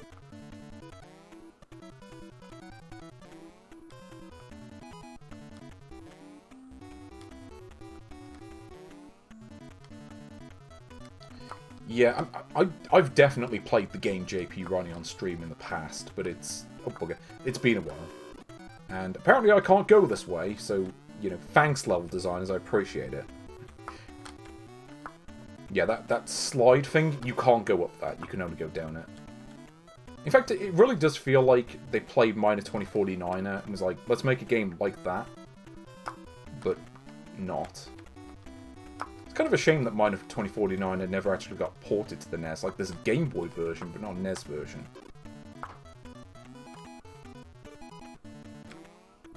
Oh, okay. Also, I can't even tell what half this stuff is. Like, the graphics here are so abstract. It's like it almost looks like I'm walking on crystals, but yeah. Also, the enemies in here are so obnoxious, just because how slow they are. It's like, yeah. Like, if you have to go past them, it takes ages. It's like when you're walking down a large set of stairs and trying to get past an old woman. It's like that scene in Mr. Bean. Oh yeah, the bad Porter ROM hack that I played on this console. Because for some reason that game is on here. Cheetahman92, I think I wanted to call myself something else, but someone else had already taken the username, so I had to just come up with something on the fly. I'm just like... And I think at the time, like 2007, like... In fact, it was like right before like the caustic game reviewers had found the game. Because I found Action 52 like real early on. Like it was before anyone really bothered covering it online. It was back when it was just kind of this obscure, like, weird and licensed thing. I don't even remember how I discovered Action 52. It certainly wasn't from YouTube. I think it was from, like, Wikipedia or something like that. Also, yeah, Pirate Gaming Heavy. I think, to be fair, I only called myself that because at the time I was really into TF2. And to be fair, TF2 was great back in the day. It's been a while since I've played it, but, you know, like in its prime, like 2010 or whatever, that game was some good stuff. Yeah, as I say, I mean, I think most people probably found Action 52 through caustic reviewers, like AVGN or, you know, whoever else reviewed it. Like, a lot of people looked at it at the time, but... Yeah, as I say, I remember finding it in, like... It was either 2006 or early 2007. It was like around the time that I got into NES emulation. Like shortly after that. So, yeah, I was kind of on that before it really became popular. Because I just read about how, like, broken it was. And I was intrigued. I was like, I have to see what this is. And I played it. And became, yeah. Eventually got around to it. Wait, did Aqualung complete that review? I thought that was just permanently on hold. But maybe I'm wrong. There we go, let's go to level 3. Actually, I noticed I've got 2 keys and I've got 2 bombs. So, what I'm going to do is I'm just going to go to level 6. Watch this. You can actually just beat these levels without doing them at all, which is quite funny. So, like, yeah, here we are on level 5. Actually, I will do just this level in level 5, just to so you can see what it looks like. Because I'm not going to beat this game anyway. Is this like an ice level? I mean, it kind of looks like it, but I don't think it controls like it. I think it controls the same as any... Oh, no, it is ice. It is definitely ice. That is bad. Ugh. Okay, I tried to run there, and, like, the game registered me holding down, so, like, instantly ducked. Despite the fact that I'm on ice, so you think it would take a while for me to be able to duck, but apparently not. Like, the enemy placement here is so obnoxious, too. Like, why do the enemies have to be so glacially slow?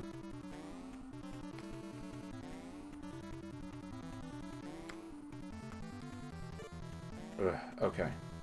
Can I make it? JNES. I think I actually played... Yeah, I think when I first got into NES, I was using, like... Oh, come on, I was on that! Bullshit. Yeah, like, if you're not, like, fully on the platform, it just doesn't count it. See, this is why you avoid levels unless you have to do them. Because the game will punish you, basically, for attempting to do them. I can't remember which level I have to do. It's one of these levels on level 6. I think it may be the one in the top left corner, I want to say. Yeah, I'm just going to push this thing into the transporter thing. Thankfully, I've got supplies. JPness. I don't know which emulator deleted your files. It wasn't the one I had, I can tell you that. Yeah, here we go, watch this. Yeah, shout out to Jamie and Graham. I've been amused by your exploits and decided to give you a small reward and some extra equipment. Yes, may the force be with you. Actually, it's funny because I was just playing, I was just watching Spaceballs earlier. Probably right before I started streaming. But yeah, look at all those supplies I have. That's a lot of stuff. And that's fine by me. And I can't remember which of these rooms I have to go into. It's one of these ones on the left. But look at this, like, it literally just looks like I'm in someone's kitchen. Like, this does not look like sci-fi. You know, the classic, like, what are these aesthetics? Like, what are they even going for on this level? I don't get it. Actually, this almost resembles, like the Goonies, but, like, a bad version of it. Which is funny, because I have played Goonies on this console, and yeah, as far as I say, that game is a little bit better than this. Yeah, Pink Jelly designed all pink rooms. But that's not the room I was trying to get to. I think it was this one. Yes, there is a revival of Zed's SNES, which is going to be interesting. How do you do this? Is it the light bulb? I forget how this works.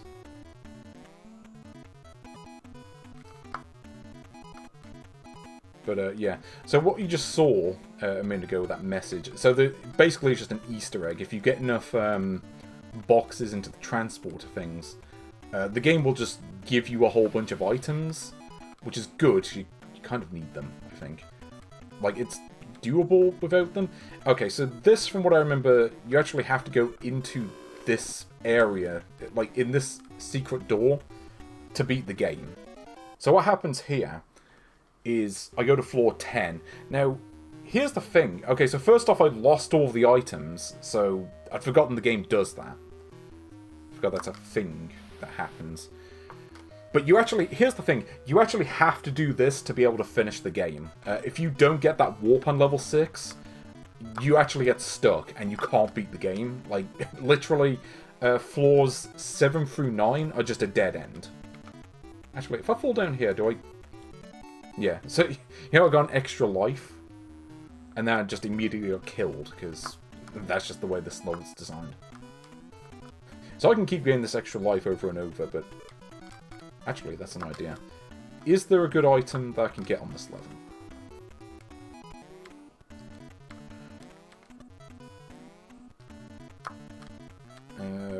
What is on this level?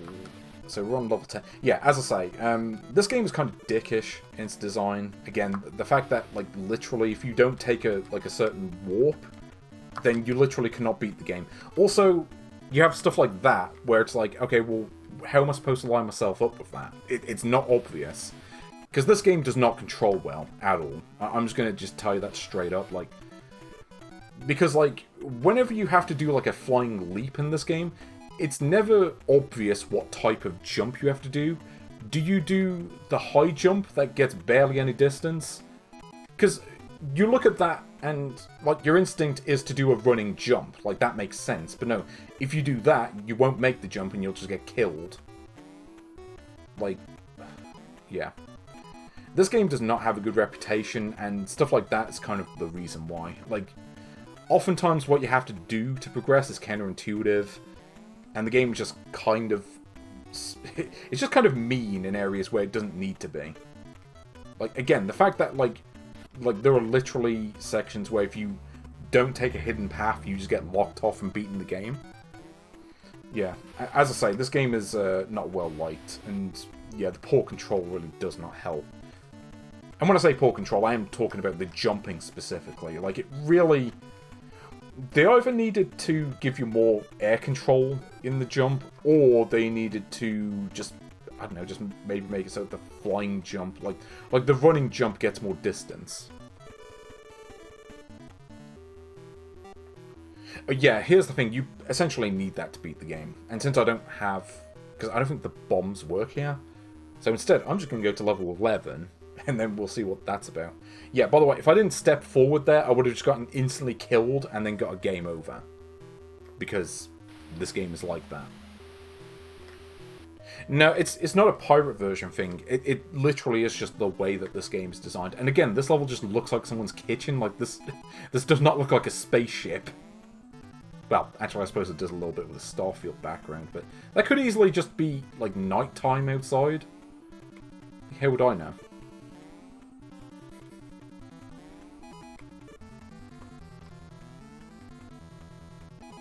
But, yeah, if anyone's beaten this game, I'd be impressed. Well, I suppose, but I wouldn't have thought like a space kitchen would look like this. It's really kind of the point. Also, like, that just looks like part of the background, but it's not. It is, you can actually go through it.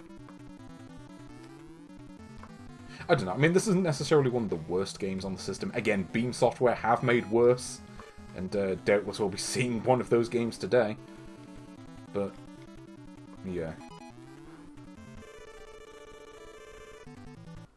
There we go, level 11.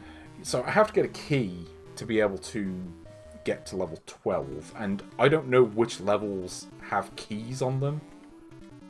So this is kind of the problem, like, it's not obvious.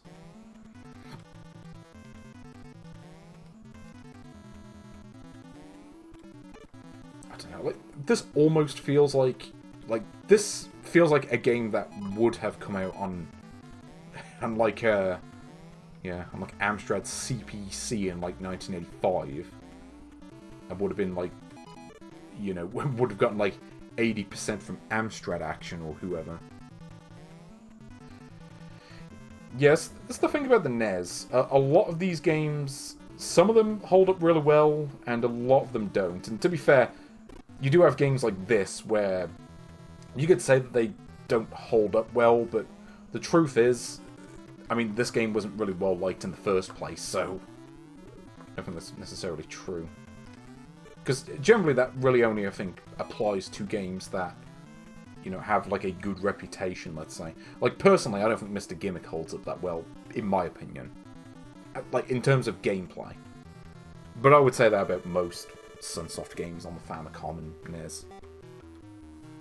Do any of these levels have keys on them? I feel like you have to do that, like, cheat thing on level 10. Oh, hold on. No, I figured it out. Okay, so you don't need the key to do it. You can actually just do this. So, let's see what level 12 looks like. Also, I think there are something like 24 levels in this. Yeah. So the game just kills you, because the game is like that. And, yeah, the game actually has... This game actually has the balls to not even have a game over screen. Like, they couldn't even be bothered to do that. Well, you know, I've got a bit of tea left. Let's do another game.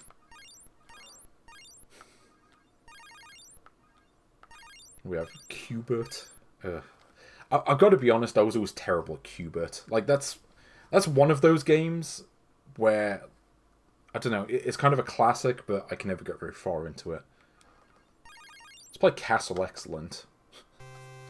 Just because, you know, it is an excellent castle. Oh, by the way, that last game doesn't even have continues in it, I don't think. But, you ever played this one, Castle Excellent? This actually got a release on the NES as Castle Quest, which is basically the same game.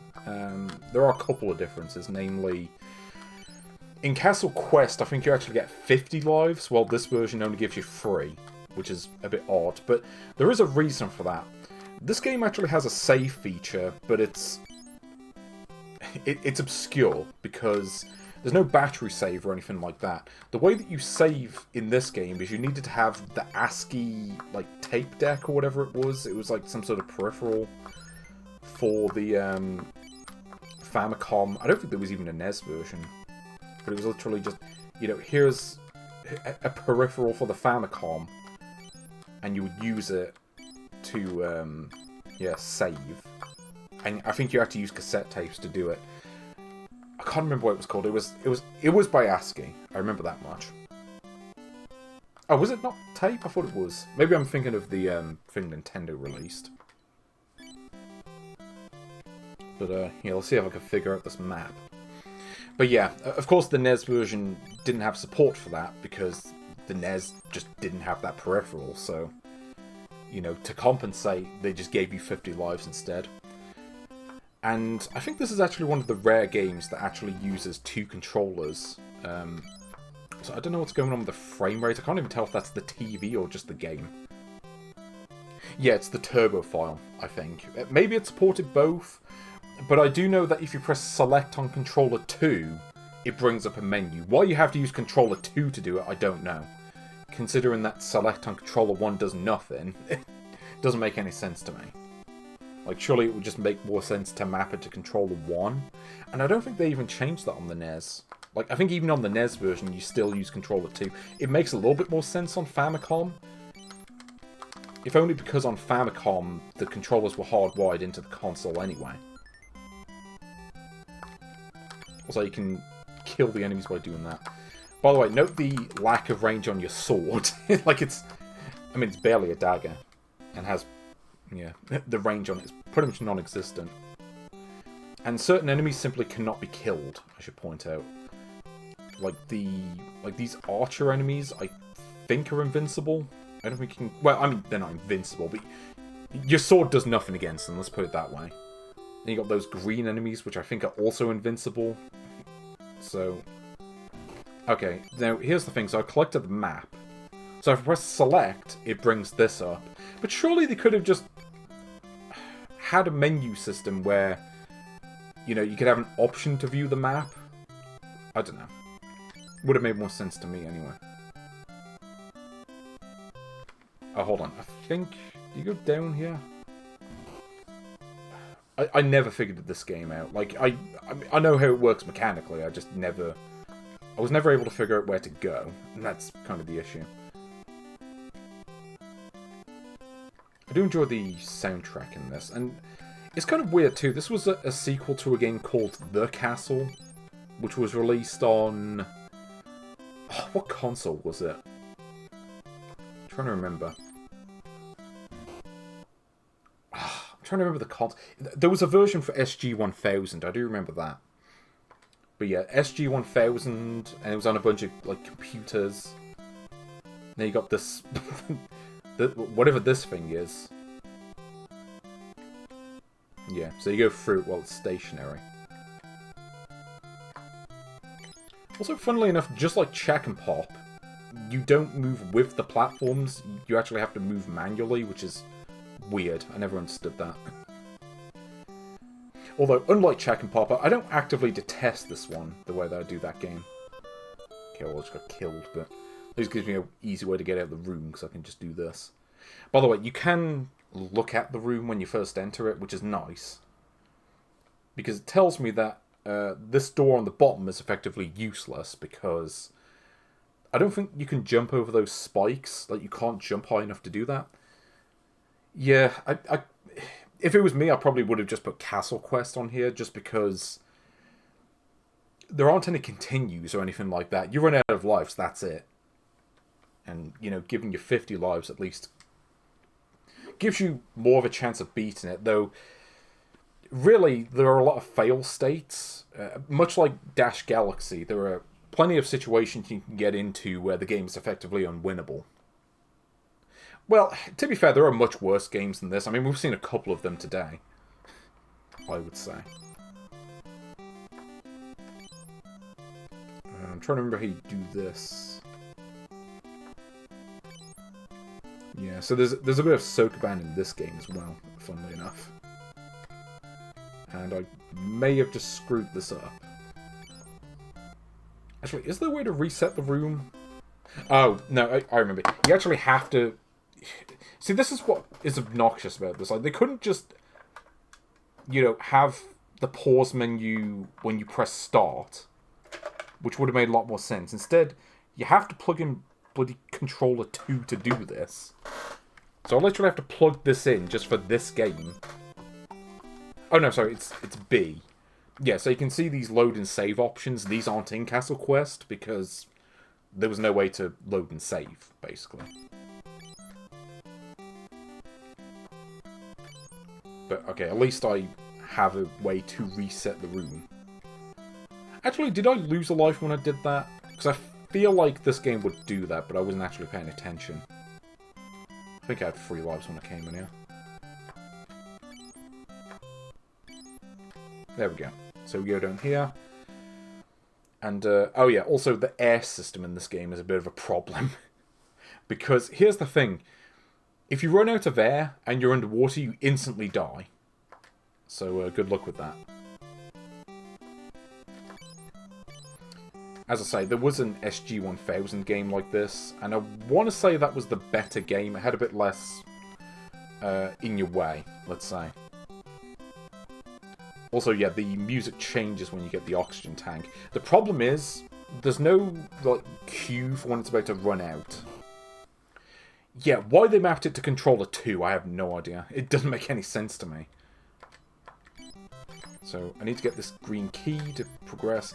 But again, the game doesn't warn you when you're about to run out of air. Like, you just have to know that you're about to run out. Which is a bit shitty. Yeah, so it's like... Actually, yeah, I might not... I don't think I can actually do anything at this point. I think I'm, like, missing a key that I need to be able to progress, because you can see the only doors here are pink and green, which doesn't help me at all, because I only have yellow keys. So, yeah, something tells me I'm probably not getting past this bit. This is a secret. Yeah, so, like, if I go load... No, okay, so if I press load, it just crashes the game, apparently.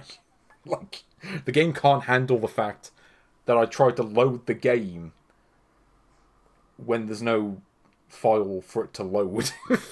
Okay, pro tip, don't load the game if you can't load the game. Okay. Well, we weren't going to be beating that anyway, but... Okay, you know, let's play this next game just to get it out of the way. Just so I don't have to think about it. Had to be done eventually.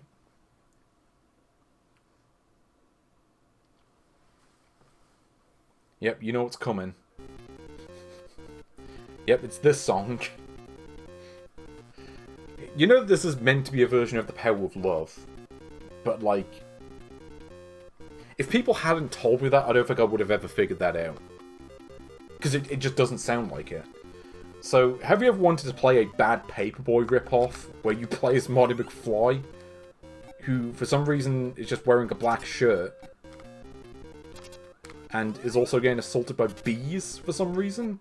Like, yeah, what is this? Back to the Future Part 0, Marty versus the Bees? It's my favourite. Also, you gotta be real careful on this too. So, like, you're just trying to collect clocks so that the picture on the bottom doesn't fade out. Because, I mean, obviously, it's meant to be, reference to the film where you got the photograph that fades out. Also, I don't know what happened there. Like, I hit the enemy and it didn't despawn. Even though those enemies are supposed to die in one hit. I don't know if that's... That may just be a bug with this ROM. Like, maybe that's just a bad dump of the game. I don't know. You can never rule anything out with this clone system, because it just seems like half the time they just pick ROMs that don't work properly. And let's face it, like, who really cares if the not Action 52, who cares if the bloody Back to the Future game works properly? And this soundtrack. Actually, let me show you a nice little cheat code. So, if you pause the game, watch this. If you pause the game, hold down A, B at the same time, and press start. And it actually, like, mutes the soundtrack. It's like, the soundtrack is so bad that they give you a cheat code to turn it off. Because I think even the programmers got sick of it, like, quickly. Here we go. So here's the trick.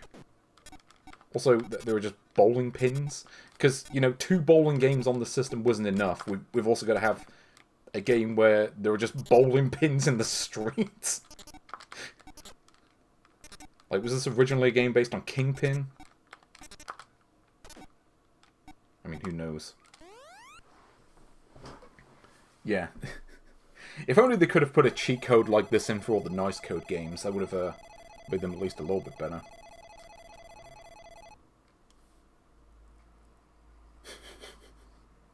Yeah, who remembers the angry Nintendo nerd? This game is so bad, I really don't want to play it. But Darth Vader came down from the planet Vulcan and said it'll make my brains if I don't, so I don't have a choice. I mean, to be fair, that review is far more entertaining than this game.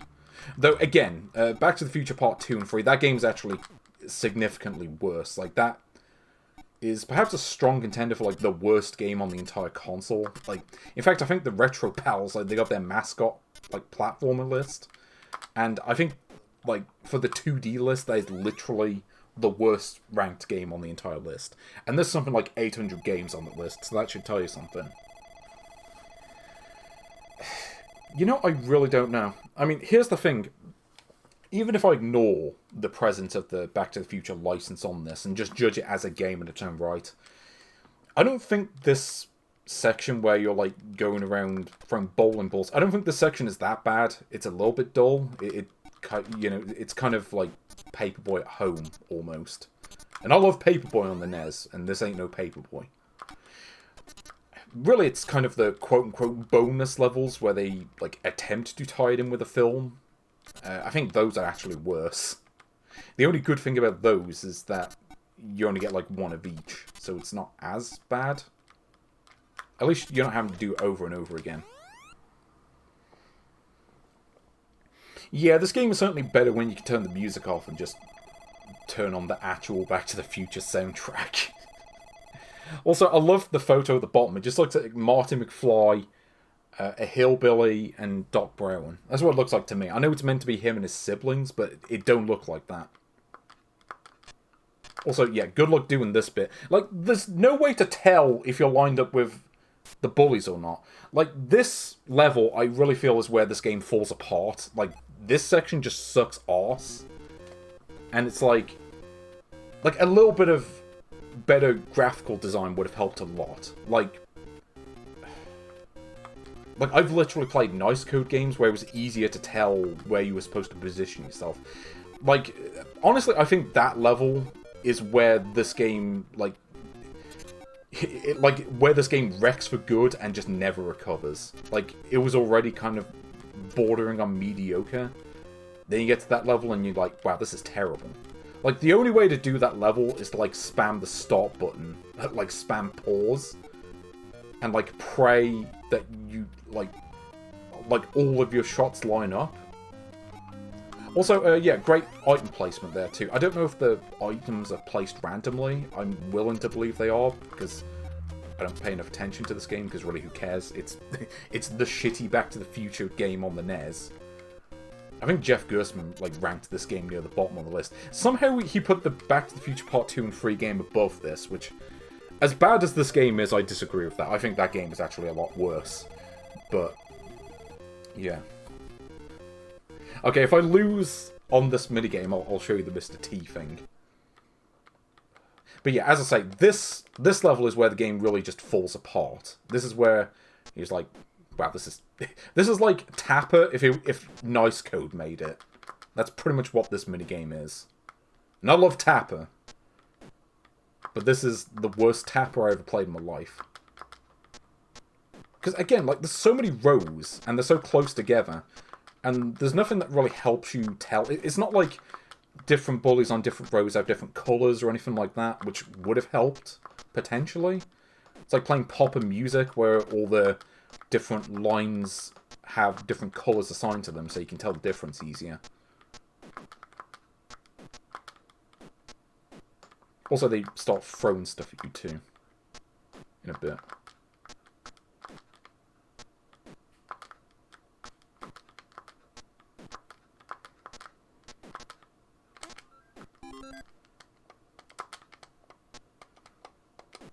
Yeah, so this level you really have to rely on just mashing start later on. Thankfully, you don't have to get 99 bullies, you actually only have to get 50, but even that is far from an easy task. Especially when they just start just assaulting you. Okay, I got 50. Okay, I don't care how many I'll get at this point. As long as you get 50, you can go to the next level.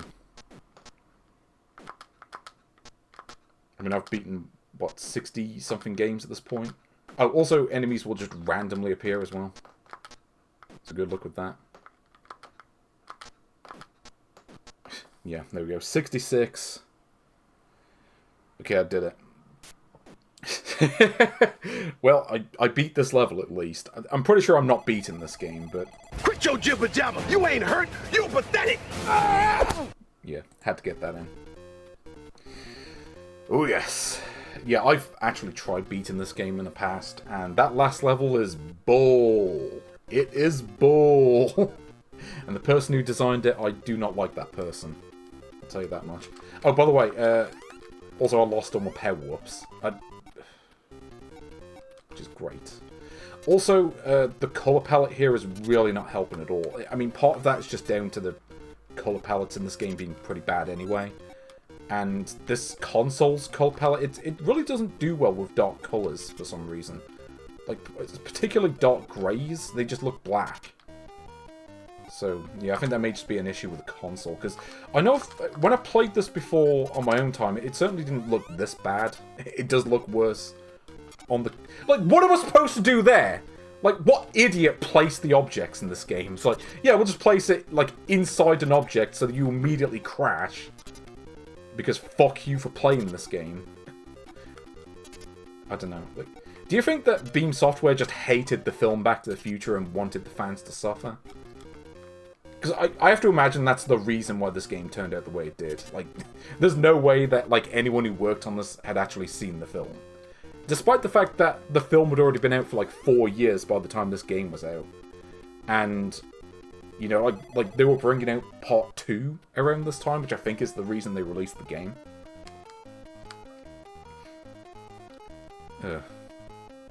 Yeah, this is really a case of, like, a game where, like, obviously they were just making something else and then just, you know, slapped the license onto the game at the last minute.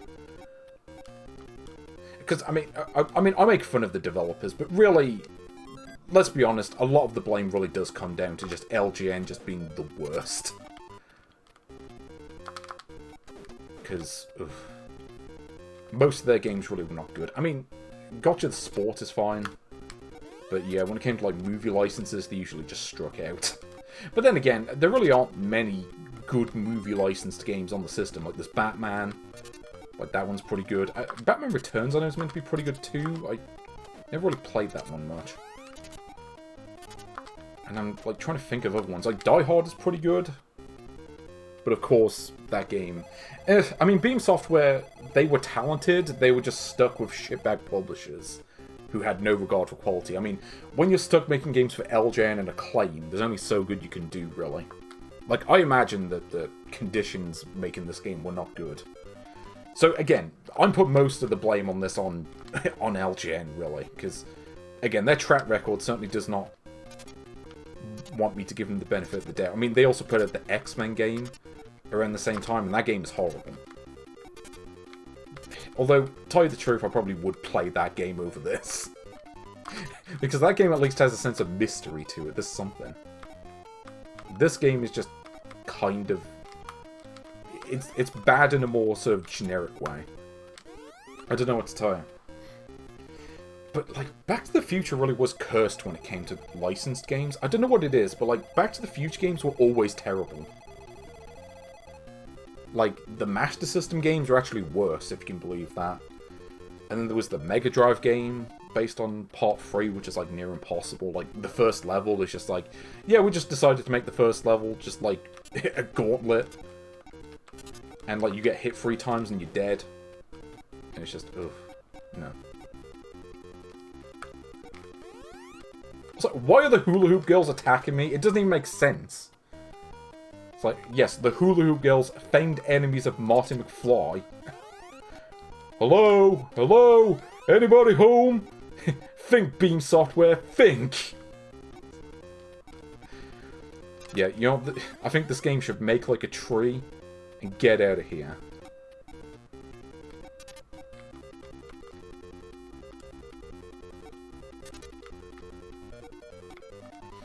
Yeah, let's do that. Yeah. You know, I just fixed the game. Yeah. Yeah. Yeah, there was a Back to the Future. No, it was MSX1, wasn't it? I think I've seen that one, but I've never actually played it. Okay, I need concentration for this bit. I forget how this part works.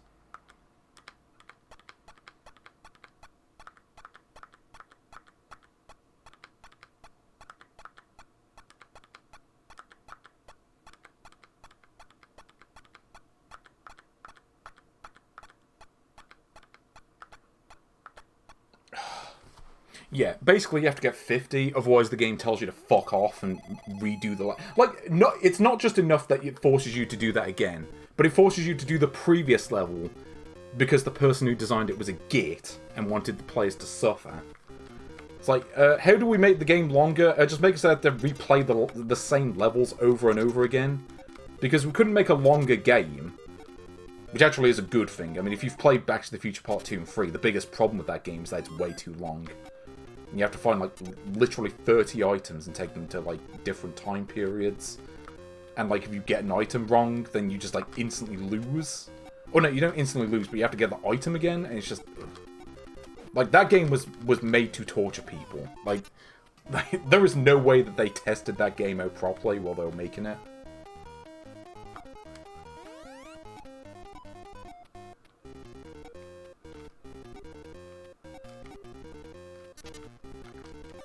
Also, like, the hit detection is so bad. Like, I wasn't even close to that. And the game said, no, you die because we hate you. Yeah, I'm thankful this game never got a European release. But tragically, we did get the Master System games, which were... There was one based on Part 2 and one based on Part 3. And... I mean, Back to the Future Part 2 may just be the worst game on that console. Like, I've kind of wanted to go back and, like, try to play every single Master System game. Because I want to see, like, if there are at least, like, 100 that I could recommend. But, I don't know. I just have to think about it.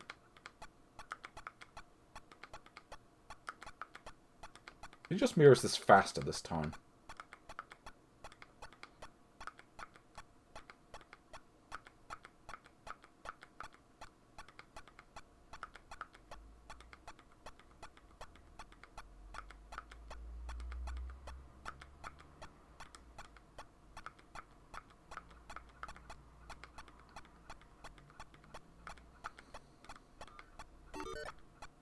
What happened? Is that an extra life? I couldn't even tell. Okay, I'm in this now. I gotta do it. I don't even know how many I've got. I wasn't paying attention to the number, but I think I got enough. Ugh, okay. So yeah, E equals MC squared according to this game. I'm surprised they even know that much. Better get to the dance. Say goodbye to Lorraine. Because tried to kiss you in the car, but she was like... Bleh. Yeah, also making out with your mum, probably not the best idea.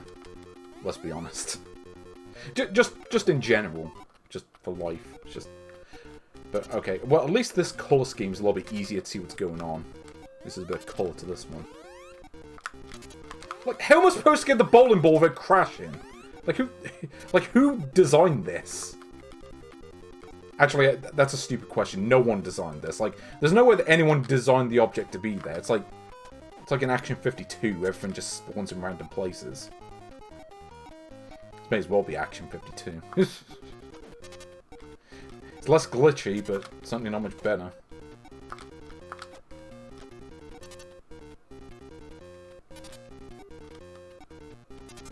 Okay, here we go. So I have to try to hold on to the skateboard. Yeah, actually, it's funny. It's like just about the only thing that really connects this to the film. Yeah, I don't know about that. I mean, the music's awful. I think it's more that, like, the gameplay, again, is just kind of on the dull side. And I like these sort of games generally, but it's not one of the better ones. Like, even if you ignore the license and just judge it as a game in its own right, you just, like... There's just a lot of unfair hits, where the enemies attack you completely at random. The, you know, power-up spawns are bad. Like, they constantly spawn power-ups, like, in areas where you're immediately going to crash into something. And you can't, like, jump as you're collecting it. The game doesn't let you do that. As I say, it's a very sloppily made game that just doesn't work very well. Like, there's a reason that this game has the reputation it does. It just doesn't play well. You know, it's like, you can turn around and say, you know, you don't think it's as bad as its reputation would say, but it's still not worth playing. Like, this is one of those games, like, you can ignore this game and you're really missing out on nothing. Like, this is just... It's not quite the worst. Again, I think there are worse Back to the Future games than this. I mean, this potentially being one of the better ones is genuinely kind of sad. But I don't know. I mean, what is this? Super Back to the Future 2? Yeah, I don't even know what a license-less version of this game would have been like. But it really does feel like something that was rushed out. Just, like, last minute.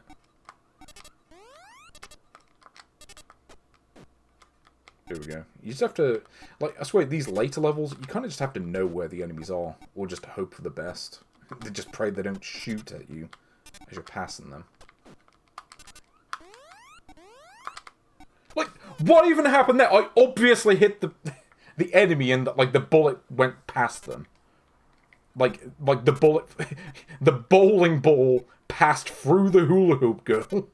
It's like...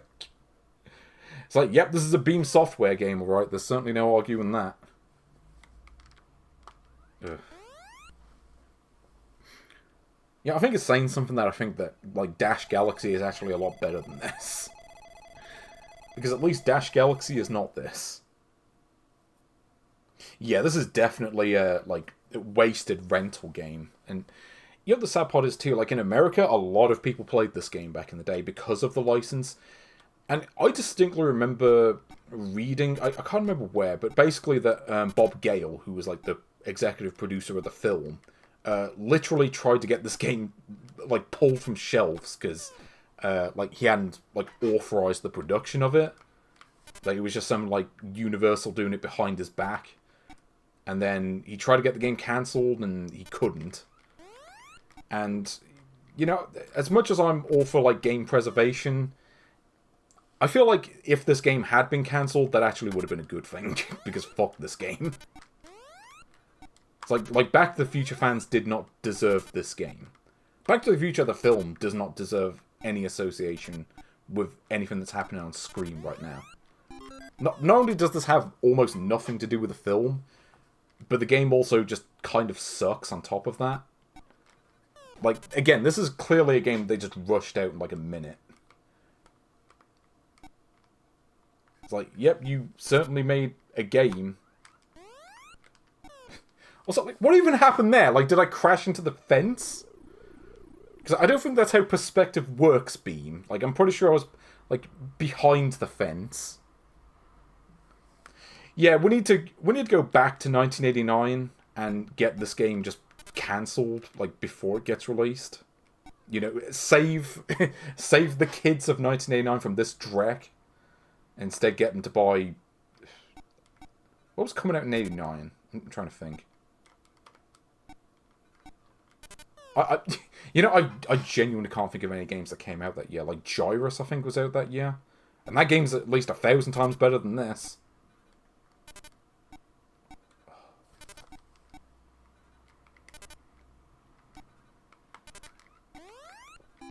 But, no, I'm definitely on the side of, yeah, this game can go straight in the bin. Like, just...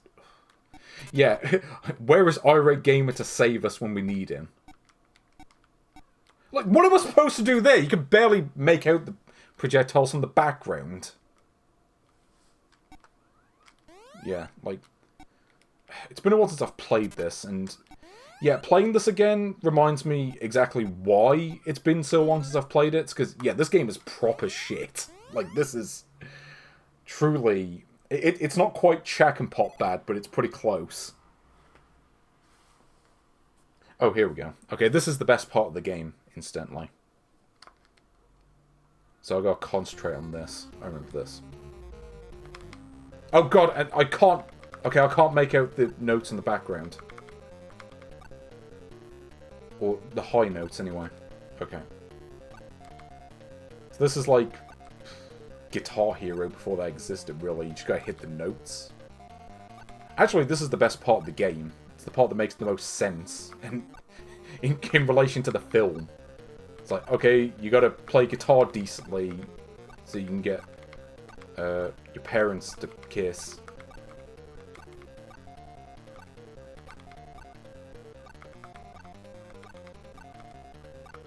Also, it's weird that two of the notes are the same colour, but whatever. Oh, if only Rick Astley was in this game. Do you think they just took the music video for You're Never Gonna Give You Up and just tried to repurpose it into this? I was going to say, what if there was a Rick Astley game, but I'm pretty sure someone did make a homebrew. Like Rick Astley the game for Game Boy Color or whatever. But there we go.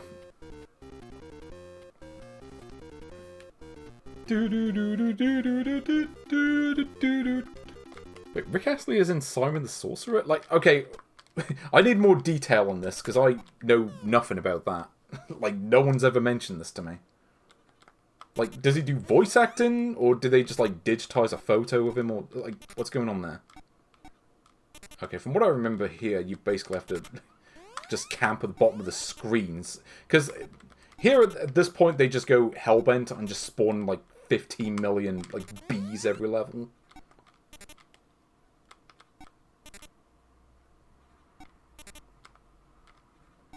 Look at this. It's just, yeah, we can just spawn bees forever and just call it a day. Because that's how you do game design, apparently. A beam. And, yeah, ignore these dudes and pray you don't get hit. Yeah, well, you notice that they just spam shots at you, too, at this point. Ugh, okay. Also, yeah, note that you really do not get much time on these levels as well. Like, there's so little time to do this. Because, yeah, just kind of gets unforgiving once you get to these last couple of levels. I mean, if you're on the skateboard, you get plenty of time.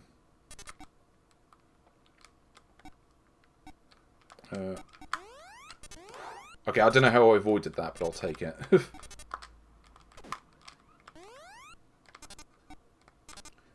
By the way, I don't know if I'll get to the last level. I may fall short. Also, I couldn't even make that one out from the background, but by some miracle I avoided it. Here we go. Just anything that moves, just avoid it.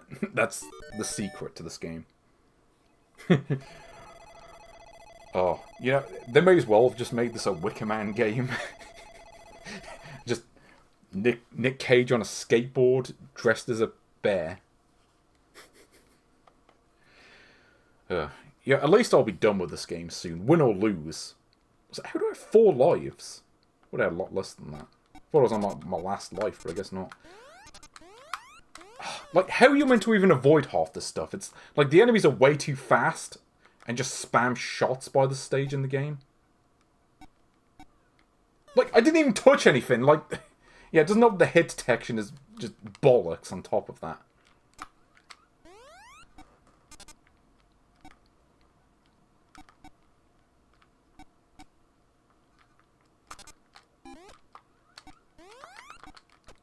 The other sad part is, this is still better than Chack'n Pop. Because at least your attack instantly hits the enemy, rather than takes like 15 hours to explode. So it's got one thing. They got one thing right. Your weapon actually does something.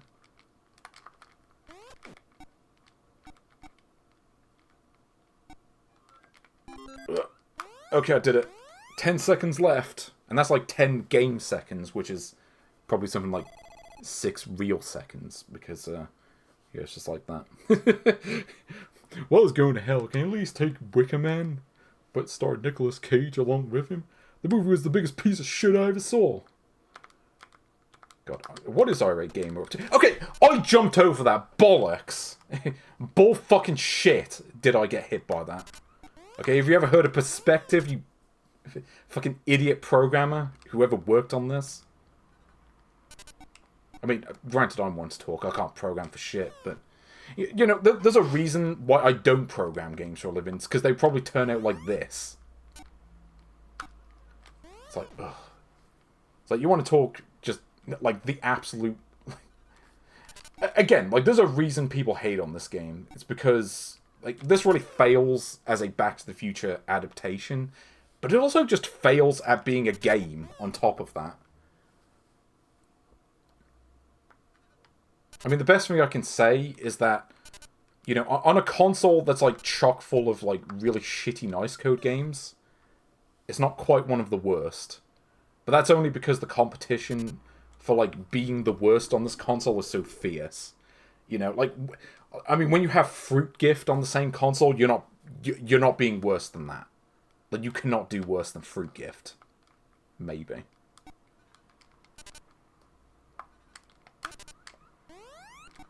But, yeah, I can tell you right now, like, once I've played this game on this console, I am not touching this game again. Not for many years. Like, this game can burn for all I care.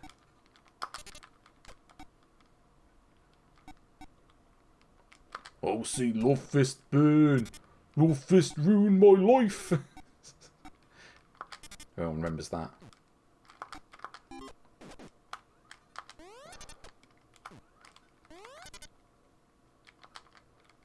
Yeah, fuck this. Ugh, okay. Yeah, this is definitely one of those games... There are a few fans of this game out there, but this is like a game that I would only play if I had to. The only reason I'm playing this game is because it's on this console.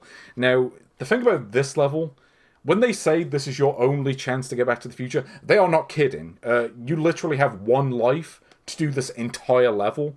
If you mess this up once, you have to do the entire game again, because this game hates you.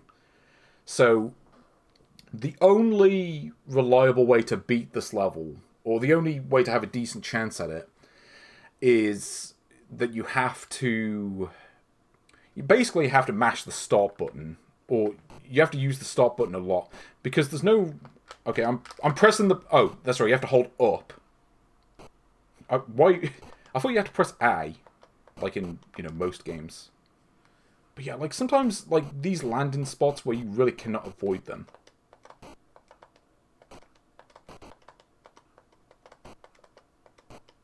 Like, look at that, like, I was a considerable distance away from that. I don't care what the game says.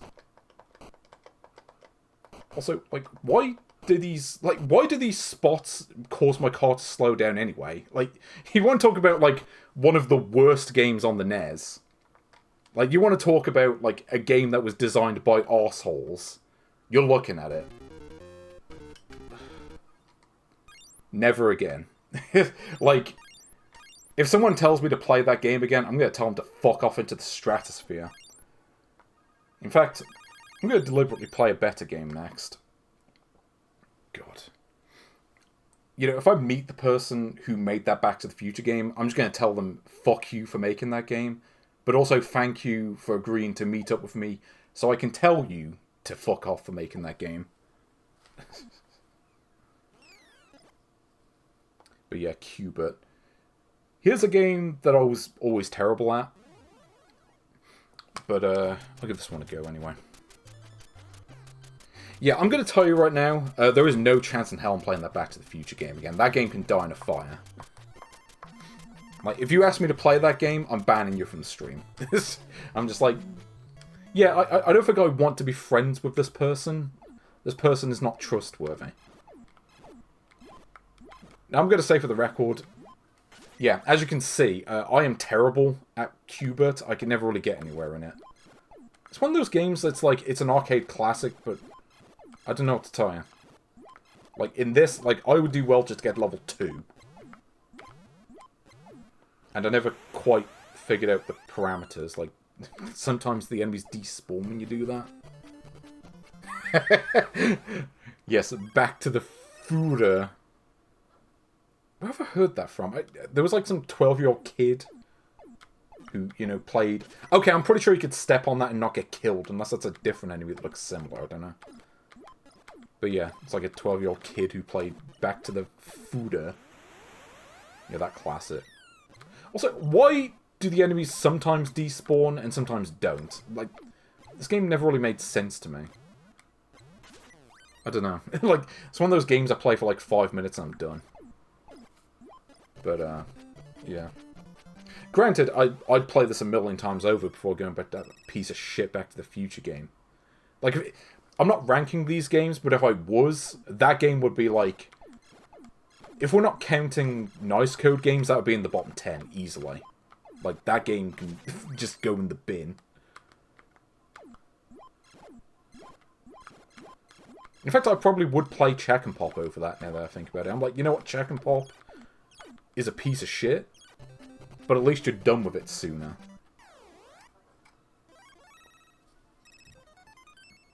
Anyway, I need to get my mind off that game and instead think about Q*bert and how I can't really get anywhere in this game. Like, it'd be a miracle if I beat a level in this and don't get killed in the process.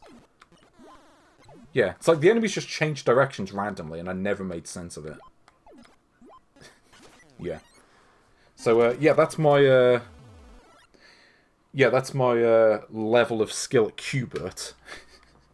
So, we're just going to move on from that, because I have no idea how you're meant to play that remotely competently. So what do we have? Colourful Dragon. Might play one or two. You know, let's just play... So what have we got? Arkista's Ring. Tiger Hella Universe Soldiers. And Egypt. You know, I'm just going to play Arkista's Ring. Because I need a better game. Yeah. I like this theme, by the way. Yes, from American Sammy. Also, an auspicious space at the bottom of the screen. Yeah.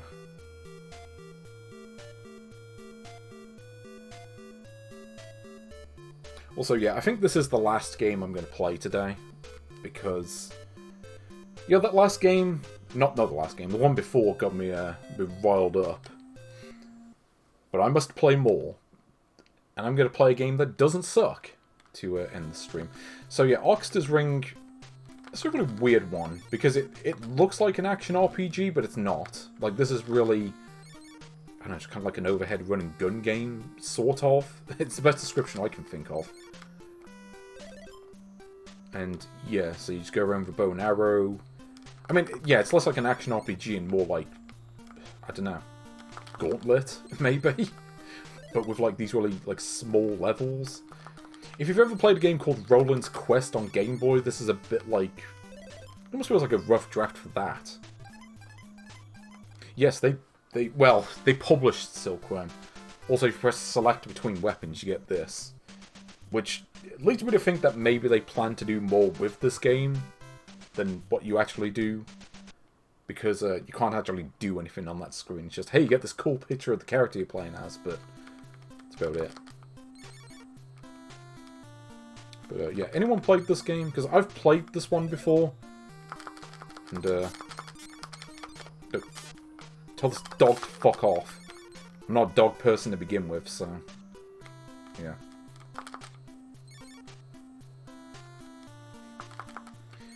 So you can tell I'm mad when I just start swearing up a storm. You know, sometimes bad games will just do that to me. Kabuki Quantum Fighter? Yeah, I mean, if I could replace Back to the Future, I'd just replace it with just a good game. Like, just put Crazy Creatures on here, because that game is a million times better. Like, it's not even a contest. Certainly no animal contest.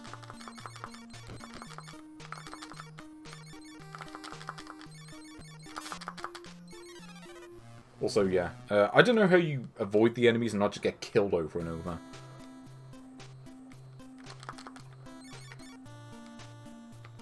But there are quite a few levels to this game, as you will probably see soon enough, I think. And there are, like, power-ups you get later on, where you can, like, expand your health bar and items that you can hold on to.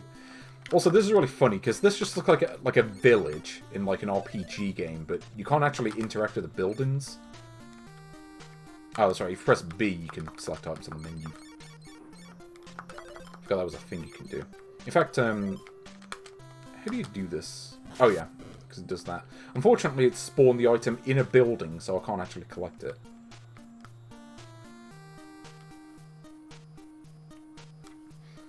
yeah, Gun Deck, or what's it called, Vice Project Doom. Yeah, that game is way better. I might try playing through that game at some point, but I might use save state or something like that, just in the interest of, like, seeing the ending to the game. But, yeah, here we go. Welcome to the dungeon! But, yeah, this game is interesting. You know, I need to play Roland's Curse 2 one day, because I never played that game, but looks interesting. Kind of just builds on Roland's Quest 1, I think.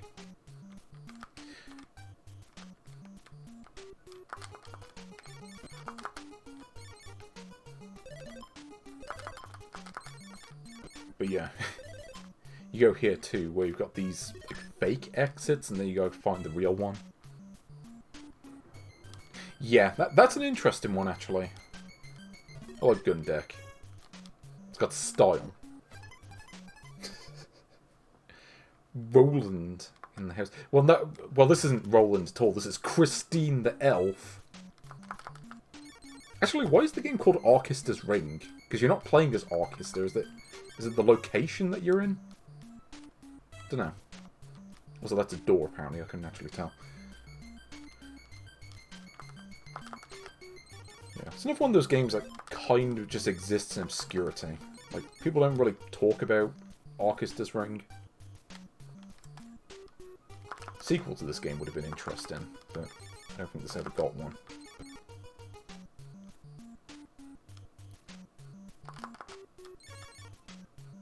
Oh. Also, yeah. Oh, wait, I remember. Yeah, it's because if you, like, max out... Yeah. If you max out the items thing, you can only collect so many, or hold so many at a time, which can be a problem. How do we get down? Do I have to go to the other stairs? What's going on? Oh. Sorry, I have to make my way down. Yeah, Little Samson would be great to have on this. Like, Little Samson, genuinely a really good game. So, of course, it's not on this. I mean, it doesn't seem to have any Mega Man games either. Though, to be fair, like, this game is not bad. I don't mind this game being on here. Again, you could do far worse. You know, in fact, we've seen several such examples today. What do you do on this level? I don't remember. But yeah, there's something like 31 levels to this, I think. There we go. Bao Qing Tian would be an interesting one. You know, I don't think I have Bao Qing Tian. No, that I think about it. So yeah, you saw that, like, my bar on the bottom left got extended. Which is nice. And these things that bounce around like a DVD screensaver. So I just collected a shield, I think. There actually are sections on certain levels where you can... What does that do? Oh, that gives me a fireball, I remember. You can shoot through walls. The problem is, you can't turn around facing into a wall. Which is a bit odd. Yeah, so you see there, like, I've got health. Also, I do enjoy the life icons on the bottom left. Like, the one that tells me how many lives I've got. That's just a fun icon. Like Christine having a good time on the bottom left there. Even if they're slightly miscoloured, but what are you going to do? Oh no. Does this thing work? Yes. There we go. Christine versus the crabs. Or lobsters, or whatever that's supposed to be. I can't even tell. I like there's just an enemy on the top left I can't actually get to. Because these levels do not scroll horizontally. It only scrolls vertically, which is a bit strange. It's like the levels are like 2 screens in size. I don't know. It reminds me a bit of, was it Scythe? Like the Doom mod, where the levels are all really small. Well, were they all really small, or were they just made in a really short space of time? I can't remember. How do you beat this level? Oh yeah, here we go.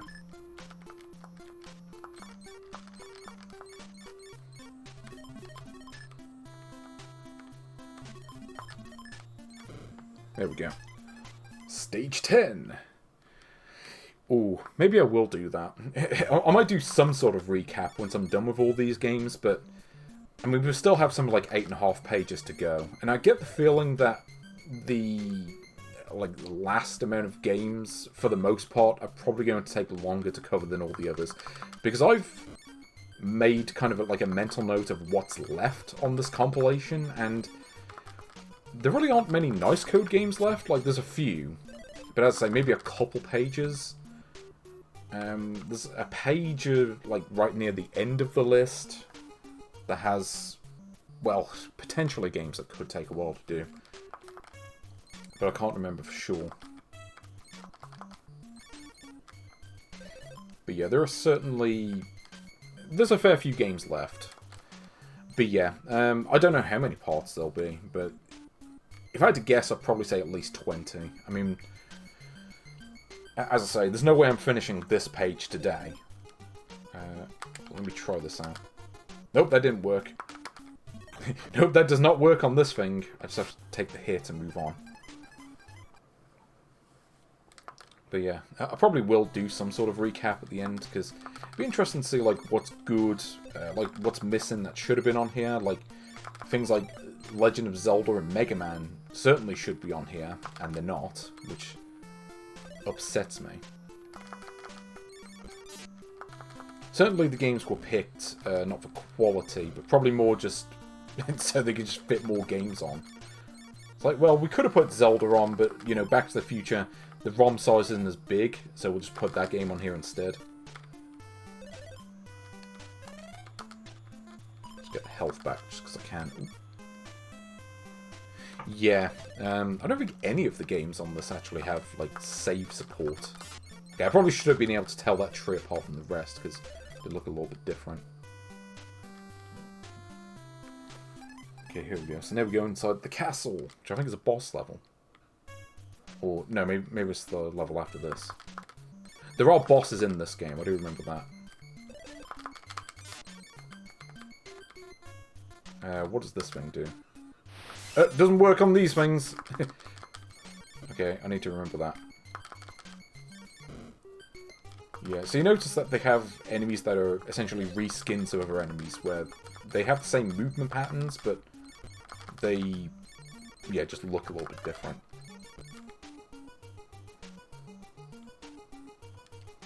But yeah, you also notice, the health counter, where it's a lot of them are just, weird sort of icons. They're just extra hit points. This game's weird like that. Again, it really feels like a game that was going to be a bit more mechanically dense than it is. Let's try this one. Okay, that worked. Ugh. Let's spawn more of them. And I don't know what those things are on the bottom left. It's been a while since I've played this game, so I don't remember certain things. This is one I have spent a fair bit of time on, but let me try this, actually, see if it works. Nope, that does not help.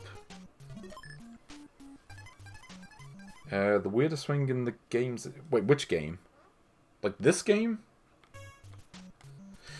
Because I know what you're talking about, potentially. If you're talking about what I think you're talking about, then yeah, I know what you mean. But I'll address that later, I think.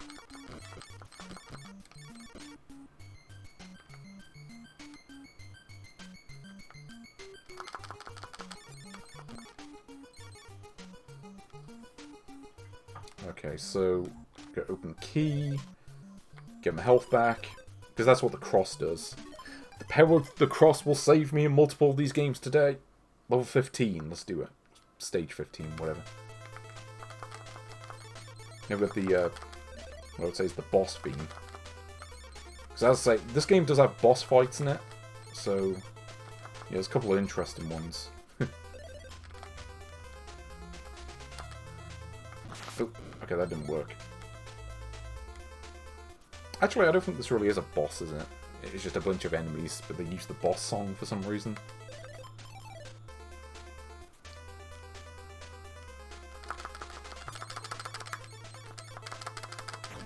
Okay, there we go.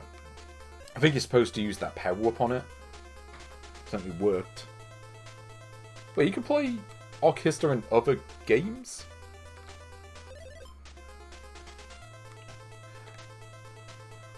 Okay, so I wasn't aware of that, but it's kind of weird though, because this game was not released in Japan. Like, there is no Famicom version of this, even though it feels like a game that would have gotten a version, but it just didn't, and I don't know why. Because this game, there were certainly much worse games that were available for Famicom. But, yeah, this game just never got a release over there. Maybe Japan Sammy or whoever just didn't want to release it. Also, yeah, I don't remember what that does. I think it maybe works on different enemy types that aren't in this section of the game.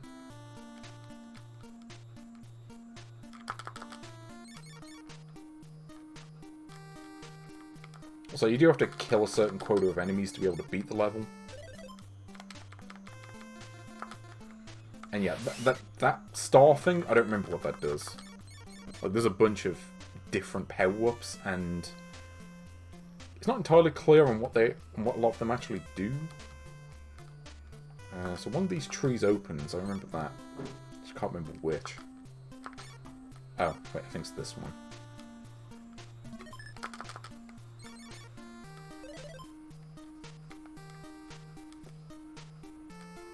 Aha! Unfortunately, there's an enemy kind of camping in the exit, I think. Well, not the exit, but where the key is. But, like, you see the amount of hit points I've got at this point in the game. So, yeah. Stage 17. Ooh, this looks a bit different. A little bit.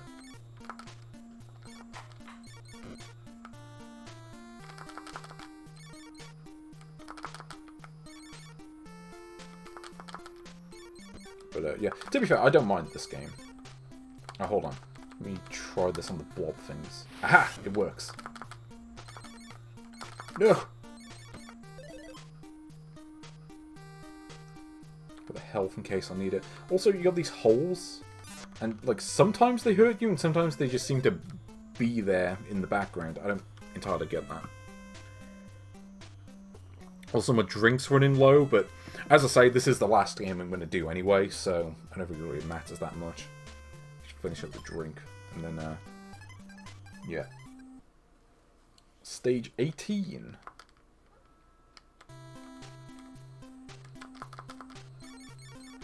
Hold on, what are these things? Oh.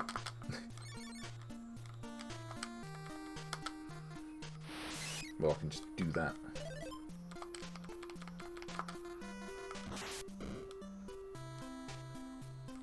Yeah, see, this is the thing, the game just dishes out power-ups constantly, so you kind of have to keep using them, otherwise you just don't get much of a chance to use them. Like this. It's like, well, you kind of had to do that, really.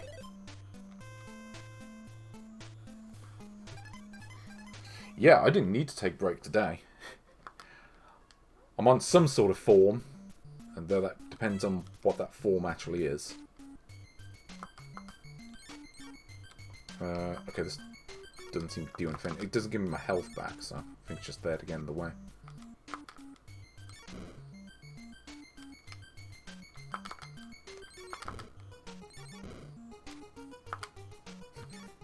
I got the adrenaline and the venom.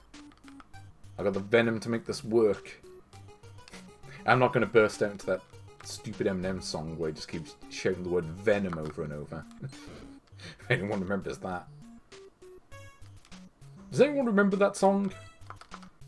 I remember people making fun of it when it came out, but that's about it, really. Okay, well, thankfully that enemy in the side, I can just safely ignore them. But yeah, I mean, there's something, what, like 10 levels left in this game? Maybe a little bit more. There's a lot of levels in this, but they're all quite small, so let's see if I can do this. But as I say, you do want to make it a point to actually keep using the power-ups, because there are ones that show up later on that become quite useful, and you kind of want those. You'll see what I mean once I get far enough. One thing in particular that you want to make sure you have. Oh yes, I will never stop. Yeah, I'm like the 21st century girls.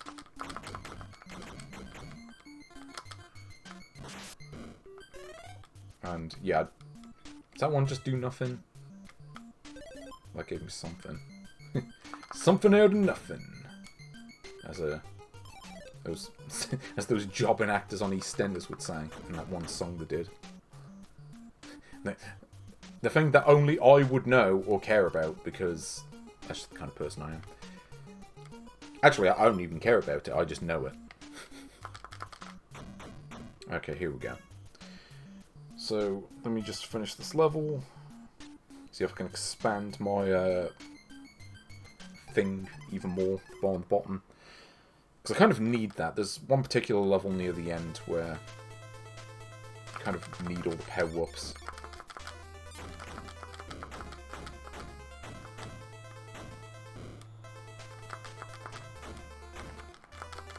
Yeah, so now I've got to fight Dracula. Because Dracula's in the game too. I'm like, can I just keep shooting him from a distance like this? Yep, that works. Dracula is dead. Forever. Yeah, it's like... You know, it turns out you didn't have to drive a stake for him, you just have to shoot fireballs at him from across a different room. And that works fine enough. Now let's just get my health back. So I kind of need the extra power boxes anyway. Oh, bastard. Yeah, these things are awkward at the best of times. Especially when, like, half the item things don't actually work. It is awkward that you have to walk forward to be able to shoot in that direction. Oh, and of course it despawned the power up as soon as I was going to collect it. Okay, that was weird. I walked over that one, and then the other one disappeared, and then I walked into the other one again, and then I went to the next level. Okay, that was... Don't really understand that, but sure.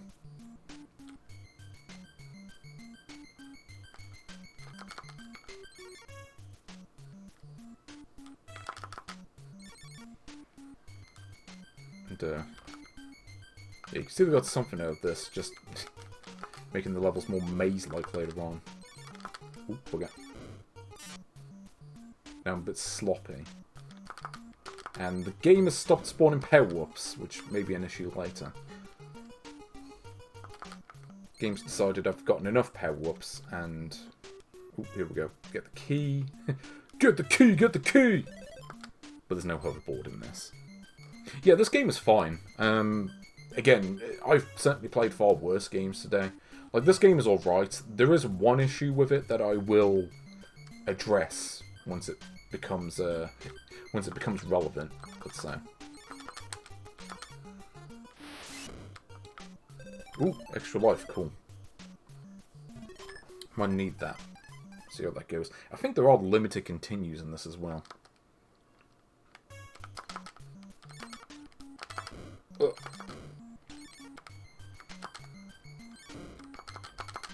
Ugh.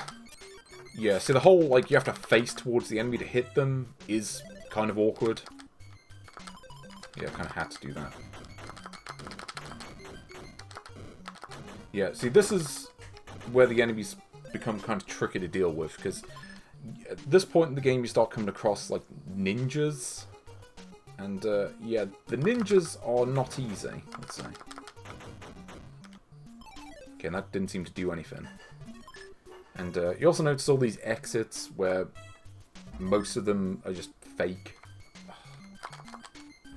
And yeah, if you pick the wrong exit, it just spawns an enemy. So you gotta be careful with that too. Oh, okay, I got the right one. Maybe they were used in that? I don't remember what that one looks like. Like, I know what the game is, but... Yeah, see, this is where the enemies just start making a beeline to kill you.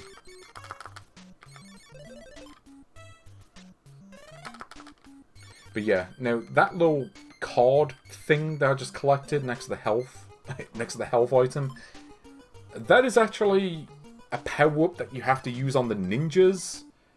And yes, for some reason you fight ninjas in this game. I don't know why, considering like the medieval theme that the rest of the game has. Yeah, I think they've got things muddled up a bit in terms of the theme, but sure.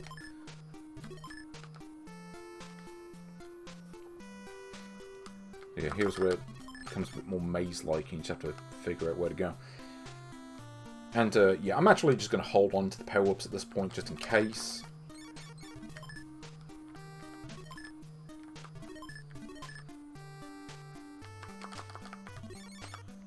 So I'm going to try to... Actually, I'm just going to try to stock up on power-ups at this point, because...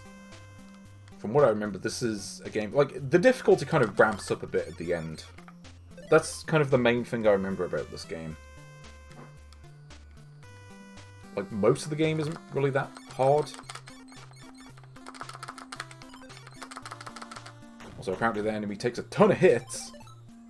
But, okay. Stage 27.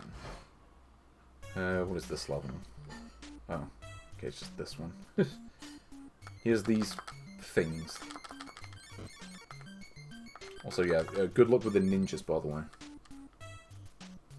Actually, no, I'm going to have to go the other way, because otherwise I'm just going to take a hit trying to turn around so I can face the enemy. It's kind of the biggest problem with this game, or the issue that I have with the controls, at least, where you can't really turn around effectively.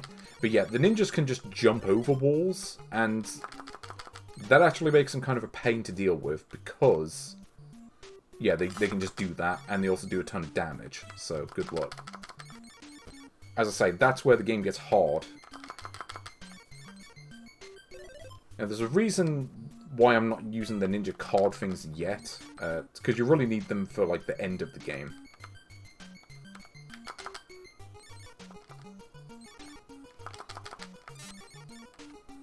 And of course the game never bothers to spawn a key. It's like, they ever heard of keys in this game? And I don't know what that is, but I picked it up.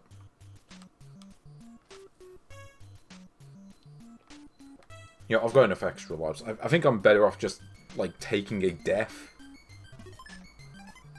Yeah, there's a lot of stages. I think there are 31 levels. So there's a lot, basically.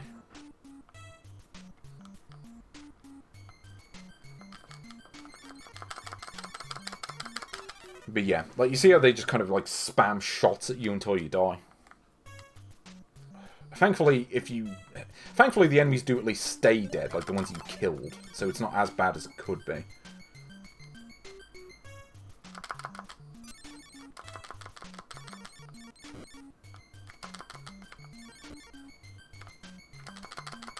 Oh yeah, also good luck with the grey ninjas that, like, take a billion shots to kill. And are, like, virtually impossible to kill. You're basically forced to use them to kill them. You're, like, basically forced to use the ninja card thing to kill them. But it doesn't work anyway, because they just... It stops working after, like, 5 seconds. Yeah, like, look at that. It takes, like, even with a powered-up shot, it takes, like, a billion shots. And I lose most of my health in the process. See, this is what I mean when I say, like, the difficulty just, like, ramps up tenfold, like, at the end. And, yeah.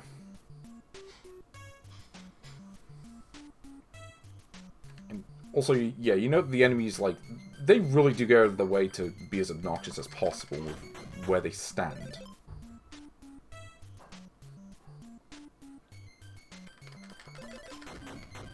Okay, there we go. Level 29.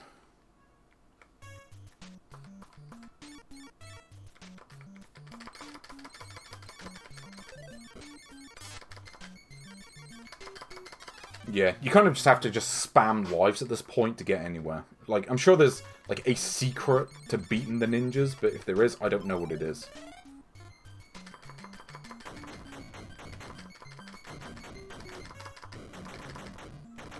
By the way, if an enemy is, like, in your, like, in the spot that you're in, your shots just don't count. Because it's one of those games. And half the power-ups don't actually do anything. I think the secret with this level is just to camp in this part of the level.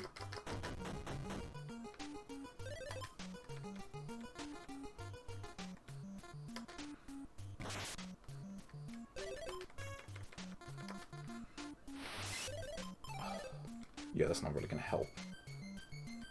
Doesn't help that you can't, like, choose? I don't even know. But yeah, this level is where it goes into full-on BS, like this next one. Level 30 is horrible, and you'll see why.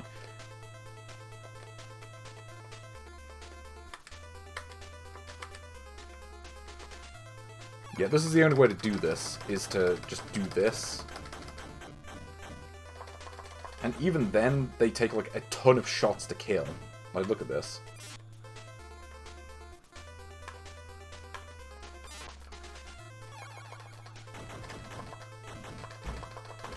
And also note that it doesn't even work half the time. Look at that, I shot him like 15 times and it didn't work. Because the game was just like, no, you just die now. And the other power-ups are useless against them too. So you might either have to, like, pray that you just get a ton of health power-ups. Like there. Like, if I didn't get the health power-up, I would have been dead.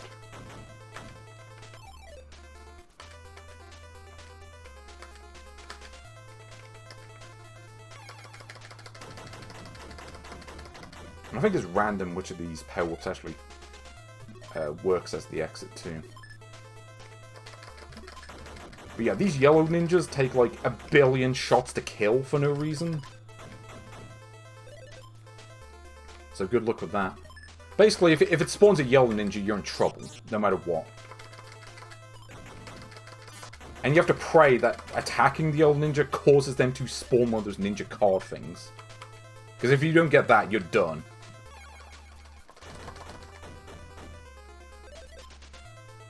And I'm pretty sure it's completely random as to which of these stairs actually works, too. Yeah, like, I can't even open these. Is there a key at the bottom? Okay. Yeah, and also note that I lost most of my health, and now I don't even have a health power-up thing. Nope, that was the fake exit, so now I'll get killed. But, like, there's no way to know what the correct exit is. That's the problem.